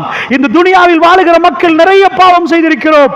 இந்த பாவம் தெரியுமான்னு கேட்டால் அந்த நாள் ஞாபகம் வந்துவிடும். யா ரப், அவன் சொல்லுவானாம், நாம் யா ரப், யப்பே தெரியும் அல்லாஹ்வே தெரியும் என்று சொல்லுவானாம். இந்த பாவம் தெரியுமான்னு கேட்பானாம், தெரியும் என்பானாம். அல்லாஹ் சொல்லுவானாம், இந்த பார் திரை போடப்பட்டிருக்கு, யாருமே இந்த விசாரணையை கேட்கவும் இல்லை, பார்க்கவும் இல்லை. ஏன் தெரியுமா? துனியாவில் நீ மறைத்தாய், மற்றவருடைய குறைகளை மறைத்தாய். இந்த துனியாவில் எனக்கும் உனக்கும் மட்டும்தான் இது தெரியும். அந்த பாவம் நடந்தது வேற யாருக்கும் தெரியாது. இன்றைக்கும் நான் உன்னை மறைத்து விட்டேன், நான் உன்னை நேசிக்கிறேன், போ ஜன்னாவுக்கு என்று வானாம் அல்லாஹ். அல்லாஹ்வுடைய நல்லடியார்களே, சிலர்களுக்கு அப்படி இல்லை. பகிரங்க வெட்ட வெளியில் விசாரிக்கப்படும், பாவங்கள் எல்லாம் அம்பலப்படுத்தப்படுகிற நேரம் படும் கேவலமான ஒரு நிலைமை வரும் என்றால், தரப்பட்ட அவகாசத்தில் நன்மை செய்வதற்கு நமக்கு என்ன இல்லை. அல்லாஹ்வுடைய நல்லடியார்களே, நன்மை செய்யறதுக்கு என்ன செலவழிக்க வேண்டியிருக்குது? கொஞ்சம் போய் பாருங்க. உங்க கணவனை பார்த்து நீங்க சிரிச்சுங்கண்டா அது சதக்கா. கணவன் உங்களுக்கு ஊட்டி விட்டா அது சதக்கா. சுப்ஹானல்லாஹ், இஸ்லாம் எங்க ஜன்னாவை பேசுது தெரியுமா? அன்பு தாய்மார்களே, அல்லாஹ்வுடைய நேசம் மட்டும் கிடைச்சா நாம ரொம்ப சந்தோஷமா இந்த உலகத்தில் வாழ்ந்து பிரியாவிடை கொடுத்து விடுவோம் என்ற சிந்தனை உங்களுக்கு சொல்கிறேன். இந்த உலகத்தில் அல்லாஹ் சில பெண்களை தனக்கு நேசமான பெண்களாக தெரிவு செய்து கொண்டான். நீங்க குர்ஆன்ல போய் பரட்டினீங்கடா, ஃபிரௌனுடைய மனைவியை அல்லாஹ் தெரிவு செய்தார். மரியம் ஸலாமுன் அலைஹா அல்லாஹ் தெரிவு செய்தார். இப்படி தெரிவு செய்தவுடைய வரலாறு. அல்லாஹ் சில பெண்களை பெருமானாருக்கு மனமுடித்து கொடுத்து அல்லாஹ் அவர்களை, அவருடைய நேசங்களை வெளியாக்கினான். அதுல ஒரு சின்ன பிள்ளை, அதாவது ஆயிஷா ரலியல்லாஹு அன்ஹா, ரசூலுல்லாஹ் ஷஹாதத்து சொல்ற நேரம், ஊரே பொய் என்று சொல்ற நேரம், உலகமே பொய் என்று சொல்ற நேரம், அபூபக்கர் ரலியல்லாஹு அன்ஹு அவர்கள் ரசூலுல்லாஹ்வுக்கு உண்மைப்படுத்தின ஒருவர். எப்பையும் ரசூலுல்லாஹ் பின்னாடி நின்றவர். நானும் என் அபூபக்கரும் உமரும் என்று ரசூலுல்லாஹ் சொல்லுவாங்களே, அவங்க மகளை அல்லாஹ் சிறப்பாக்கினான், ஆயிஷா அம்மா. ஆனா உங்களுக்கு ஒரு விஷயத்தை சொல்லி முடிக்கிறேன். உலகத்துல நிறைய பேர் ரசூலுல்லாஹ் மடியில மௌத்தானும்னு நினைச்சாங்க, ரசூலுல்லாஹ் தோல்ல மௌத்தான்னு நினைச்சாங்க, ரசூலுல்லாஹ்வை கெட்டி பிடிக்கணும்னு நினைச்சாங்க. பத்ர் களத்துல ஒரு தோழர் வரிசையை ரசூலுல்லாஹ் செஞ்சுட்டு இருக்கிற நேரம் கம்பால ரசூலுல்லாஹ் செய்கிறாங்க. அது லேச போய் அவருக்கு பட்டுட்டு அவர் சொன்னாரு, யா ரசூலுல்லாஹ் எனக்கு வலிச்சிட்டு. இஸ்லாத்தில் ஒருவருக்கு வலிச்சா அவருக்கு திரும்ப அதே வழியை கொடுக்கலாம், இன்னொருத்தருக்கு பழி வாங்கலாம், என்ன வலிச்சு இதாக்கலாம், பழி தீர்க்கலாம் என்பாங்க ரசூலுல்லாஹ். இந்த சஹாபி சொன்னார், அல்லாஹ்வுடைய தூதரே, ரசூலுல்லாஹ் கம்பை கொடுத்தாங்க. இப்படி இல்லை யா ரசூலுல்லாஹ், முதுகுல நான் அதே இடத்துக்கு, சரி அதே இடத்துக்கு உங்களை இது பண்ணணும் யா ரசூலுல்லாஹ். பத்ர் களம், அந்த இடத்துல என்ன உணர்வு? ரசூலுல்லாஹ்க்கும் சஹாபாக்களுக்கு என்ன உறவுண்டா, 300 பேர், 313, சில ரிவாயத் படி 320, 1000 பேர் வந்திருக்கிறாங்க. முன்ன பின்ன யுத்தம் செய்யல. ஒரு தோழர் போற வரல சாது பின் முஆது சொல்றாரு, யார சொல்ல இந்த கூடாரத்தை அமைச்சு தர, நீங்க இங்க இருங்க, நாங்க அங்க இருந்து வந்தா உங்களை ஊருக்கு கூட்டிட்டு போறோம், நாங்க வரலண்டி உங்களுக்கு கேள்விப்பட்டா நீங்க போயிருங்க யார சொல்லலாம், எங்களோட வராதிங்க யார சொல்லலாம்னு கெஞ்சிறாங்க. ஏண்டா முதல் யுத்தம். ரசூலுல்லாஹ் சிரிச்சாங்க, இல்லம்மா அந்த இடத்துக்கு ரசூலுல்லாஹ் வந்து நின்றாங்க. வந்து நின்று யுத்தம் நடக்கிறதுக்கு முன்னாடி வரிசைகளை கடமைகளை செய்யற நேரம் சஹாபாக்கள் நிக்கிறாங்க. லா இலாஹ இல்லல்லாஹ்வுக்கு சொல்ற கூட்டம், அந்த சின்ன கூட்டம். இன்றைக்கு 130 கோடி மக்கள், அன்றைக்கு 300 சொச்சம் பேர் நிக்கிறாங்க. லா இலாஹ இல்லல்லாஹ் சொன்னவங்க கையை தூக்குனா அந்த கொஞ்சோண்டு பேர் நபியோட நிக்கிறாங்க. நிக்கிற நேரம் இந்த தோழர் சொல்கிறார், யார சொல்லலாம், எனக்கு பழித்திருக்கணும். அல்லாஹ்வுடைய தூதர் என்ன பண்றாங்க, கம்ப கொடுத்துட்டு தீருங்க. சஹாபாக்கள் கொஞ்சம் கோமா பார்க்கறாங்க, என்ன இவரு ரசூலுல்லாஹ்வோட பின்னுக்கு எடுக்க சொல்றாங்க. யார சொல்லலாம், பின்னாடி பின்னாடி அல்லாஹ்வுடைய தூதர் அதையும் கொடுத்தாங்க, செய்யுங்கண்டாங்க. அவரை மாதிரி ஒரு மனிதர் உலகத்தில் பார்க்க இயலாது. அப்படியே பின்னாடி வந்து கெட்டி அரவணைச்சு ரசூலுல்லாஹ் மோந்து அழுகிறார், மோந்து கொள்கிறார். எல்லாரும் பார்த்தாங்க, யார சொல்லலாம், இது சில வேளை நானும் நீங்கள் சந்திக்கிற கடைசி நாளா இருக்கலாம். யார சொல்லலாம், திரும்ப உயிர் வாழும் என்று தெரியாது. உங்களை உங்களை நபித்துவ முத்திரையை கடைசியா ஒருவர் உங்களை அரவணைக்கணும் என்று தோணிச்சு. யார சொல்லலாம், நீங்க அப்படி சொன்னா தருவீங்களான்னு தெரியாது, அதனால நான் இப்படி செஞ்ச. யார சொல்லலாம், கடைசி நேரம் அவங்க ஆசை பெருமானாரோடு கெட்டி அரவணைச்சு நிக்கணும்டா. உமர் பின் கத்தாப் ஜுலைபீப் ரலியல்லாஹு அன்ஹு ஜனாசாவுல ரசூலுல்லாஹ் கையில தூக்கி கொண்டு ஜனாசாவுக்கு, அதாவது ஜுலைபீப் சின்ன குட்டையான ஒரு ஆள், யாரும் அவரோட பேச மாட்டாங்க, அலங்கோலத்தின் உச்ச வடிவம். ஆனா பெருமானார் அரவணைப்பாங்க, நேசிப்பாங்க. ரசூலுல்லாஹ்வோட கல்பு அப்படி, அவங்க வேற்றுமை பார்க்க மாட்டாங்க. ஜனாசா, அதாவது ஜிஹாதுல ஷஹீதாக்கப்படுறாரு. ரசூலுல்லாஹ் போறாங்க, போய் பார்த்தா ஜுலைபீப் எங்கன்னு தேடுறாங்க. ஒரு இடத்துல ஜனாசா குட்டுயிர் அப்படி இருக்குது. ரசூலுல்லாஹ் அப்படியே போட்டு தூக்குறாங்க, ஒரு புள்ளைய தூக்குற மாதிரி. அப்படியே நெஞ்சில சொல்லிட்டாங்க, ஜுலைபீப் மின்னி வ அன மின்ஹு. ஜுலைபீப் நீங்க எனக்குள்ள, நான் உங்களுக்குள்ள. அது சாதாரண வார்த்தை இல்லை. ஜனாசாவை பார்த்து ரசூலுல்லாஹ் சொல்றாங்க, Julaybib you are inside me, நீங்க எனக்குள்ள ஜுலைபீப். ஜுலைபீப் நான் உங்களுக்குள்ள ஜுலைபீப். என்ன அர்த்தம், நேத்து கல்யாணம் முடிச்சவர், யாருமே பொன் பேசி அவர் கல்யாணம் ஏலான்ட்டாங்க. மதீனத்தில் ஒரு பெண்ணை ரசூலுல்லாஹ் சொல்றாங்க, ஜுலைபீப் வந்து கேட்கறாங்க, என்ன வேணும். அவரை யாரும் கல்யாணம், ஒரு அலங்கோலமான குஷ்ட நோயாளி நீங்க பாருங்க, ஒரு வகையான அவங்களுக்குலாம் யாரும் கல்யாணம் கொடுக்க மாட்டாங்க. இப்போ ஜுலைபீப் சொல்றாங்க, என்ன வேணும், எனக்கு ஜென்னா வேணும். யார் சொல், இந்த துனியால என்ன வேணும், நீ கல்யாணம் முடிக்க, எனக்கு யார சொல்ல தர போறாங்க. ரசூலுல்லாஹ் சொல்லுங்க, மதீனாவுல இந்த ஒரு வீட்டுக்கு போய் நான் சொன்னேன்னு சொல்லுங்க, அங்க போய் கேளுங்க. இவர் போய் சலாம் சொல்லிட்டு, ரசூலுல்லாஹ் என்ன அனுப்பினாரு, உங்க வீட்டுல பொண்ணு கேட்கன்ட்டார். அவங்க சொல்லிட்டாங்க, உங்களுக்கு என்ன பொண்ணு, ரசூலுல்லாஹ் கண்டா தந்துருவோம், உங்களுக்கு இல்லைன்ட்டாங்க. அந்த பெண்ணு உள்ளக்கு இருந்து கேட்குது. அவ வந்து சொல்றா, ரசூலுல்லாஹ் உங்களை அனுப்பினாங்க, என்கிட்ட சொல்ல சொன்னாங்களா உங்களை முடிக்க சொல்லி. ஆமா, ரசூலுல்லாஹ் சொன்னா நான் உங்களை முடிக்கிறேன்ட்டாங்க. ஜுலைபீப் ரலியல்லாஹு எப்படி இருக்கு, உலகத்தில் எந்த பெண்ணும் விரும்பாத ஒரு பெண்ணை ரசூலுல்லாஹ்வோட வார்த்தைக்காக வேண்டி தன்னை முடிக்க வந்தா. இது தான் மதீனால புரட்சி மிக்க வரலாறுகள். இதை நடந்து அவர் எவ்வளவு சந்தோஷமா இருப்பார். என்னைய அரவணைக்கு ஒரு பெண்ணு, என்னையோட வாழ ஒரு பெண்ணு வந்தா அவர் தலைக்கு மேல தூக்கி வாழ மாட்டா. அந்த கிரவு தான் அவங்க வாழ தொடங்குறாங்க. அடுத்த நாள் காலையில அல் ஜிஹாது ஃபீ சபீலில்லாஹ், அல்லாஹ்வுடைய பாதையில ஃபீ சபீலில்லாஹ் கலைக்கப்படுற நேரம் அவங்க எக்ஸ்கியூஸ் கேட்கல. ஸதகு மா அஹதுல்லாஹ் அலைஹி ஃபமின்ஹும் மன் கலா நஹ்பஹு வமின்ஹும் மன் யம்தலி வமா பத்தலு தப்தீலா. அல்லாஹ் சொல்றான், அவர்கள் மினல் முஃமினீன ரிஜாலுன், மூமின்கள சில மனிதர்கள் இருக்க, ஸதகு மா அஹதுல்லாஹ் அலைஹி, அல்லாஹ்வுக்கு கொடுத்த உடன்படிக்கைகளை அவர்கள் நிறைவேற்றினார்கள், உண்மைப்படுத்தினார்கள். ஃபமின்ஹும் மன் கலா நஹ்பஹு வமின்ஹும் மன் யம்தலி, அந்த உடன்படிக்கையை நிறைவு செய்து முடித்தவர்கள் இருக்கிறார்கள், எதிர்பார்த்து கொண்டிருப்பவர்களும் இருக்கிறார்கள். உலகத்தில் ஒரு பொம்புல பிசினஸ் சல்லி எதையும் கொண்டு வந்து முன்னாடி வச்சாலும் அவர்கள் லட்சியம் அவர்கள் மாறவில்லை. ரப் ரப் என்று அவர்கள் வாழ்ந்து முடித்தவர்களை பற்றி அல்லாஹ் பேசுறான். ஜுலைபீப் ரலியல்லாஹு அடுத்த நாள் காலையில் வைஃபுக்கு சலாம் சொல்லிட்டு போயிட்டார். அல்லாஹ் அவருடைய கடைசி நாளாக வைத்திருந்தான். துனியாவில் அவருக்கு ஒரு திருப்தியையும் சந்தோஷத்தையும் கொடுத்து விட்டு அவரே இப்பொழுது தன் மனைவியை விட்டு விட்டு மறுமை பயணத்தை போய்விட்டார். பெருமானார் அவரை தேடி வந்தார்கள், தேடி வந்தார்கள், கையில வைத்து சொன்னார்கள், ஜுலைபீப் ஜுலைபீப் மின்னி, ஜுலைபீப் நீங்க எனக்குள்ள, அவருக்குள்ள நான், நான் ஒன்றென்று அவர் துடிப்பார், அவருக்கு ஒன்றென்றா நான். உலகமே வெறுக்கிற நேரம் எனக்குள் ஜுலைபீப் நீங்க வாழ்ந்தீங்க. காத்துமுல் அன்பியாவுடைய பண்பு இது. அரவணைச்சு கொண்டு இந்த வார்த்தையை சொல்ற நேரம் பக்கத்தில் உமர் பின் கத்தாப் ஒரு வார்த்தை சொன்னார், யா நபி அல்லாஹ், யா ரசூல் அல்லாஹ், அல்லாஹ்வுடைய தூதரே, இந்த ஜிஹாதுல நாம் மௌத்தாகி என்ன நீங்க இப்படி தூக்கி நீங்க தோல்ல இப்படி சுமந்து இதே வார்த்தை எனக்கு சொல்லக்கூடாதா யாரோ சொல்லலாம்? இந்த ஜனாசாவா நான் இருக்க கூடாதா? இப்படியும் விரும்புவார்களா? துனியாவிலே அல்லாஹ் ரப்புல் இஸ்ஸத் பெருமானார் மீது வைத்த மயக்கம் இது, நேசம் இது, பாசம் இது. அதுதான் சஹாபாக்கள் அவர் மடியில தூங்கணும், சாயணும், அவர் முடி எடுத்துட்டு கவுண்ட் பண்ணுவாங்க, நரைச்ச முடிய அவர் தலைமுடியை அப்படியே வச்சு எண்ணுவாங்க சஹாபாக்கள்.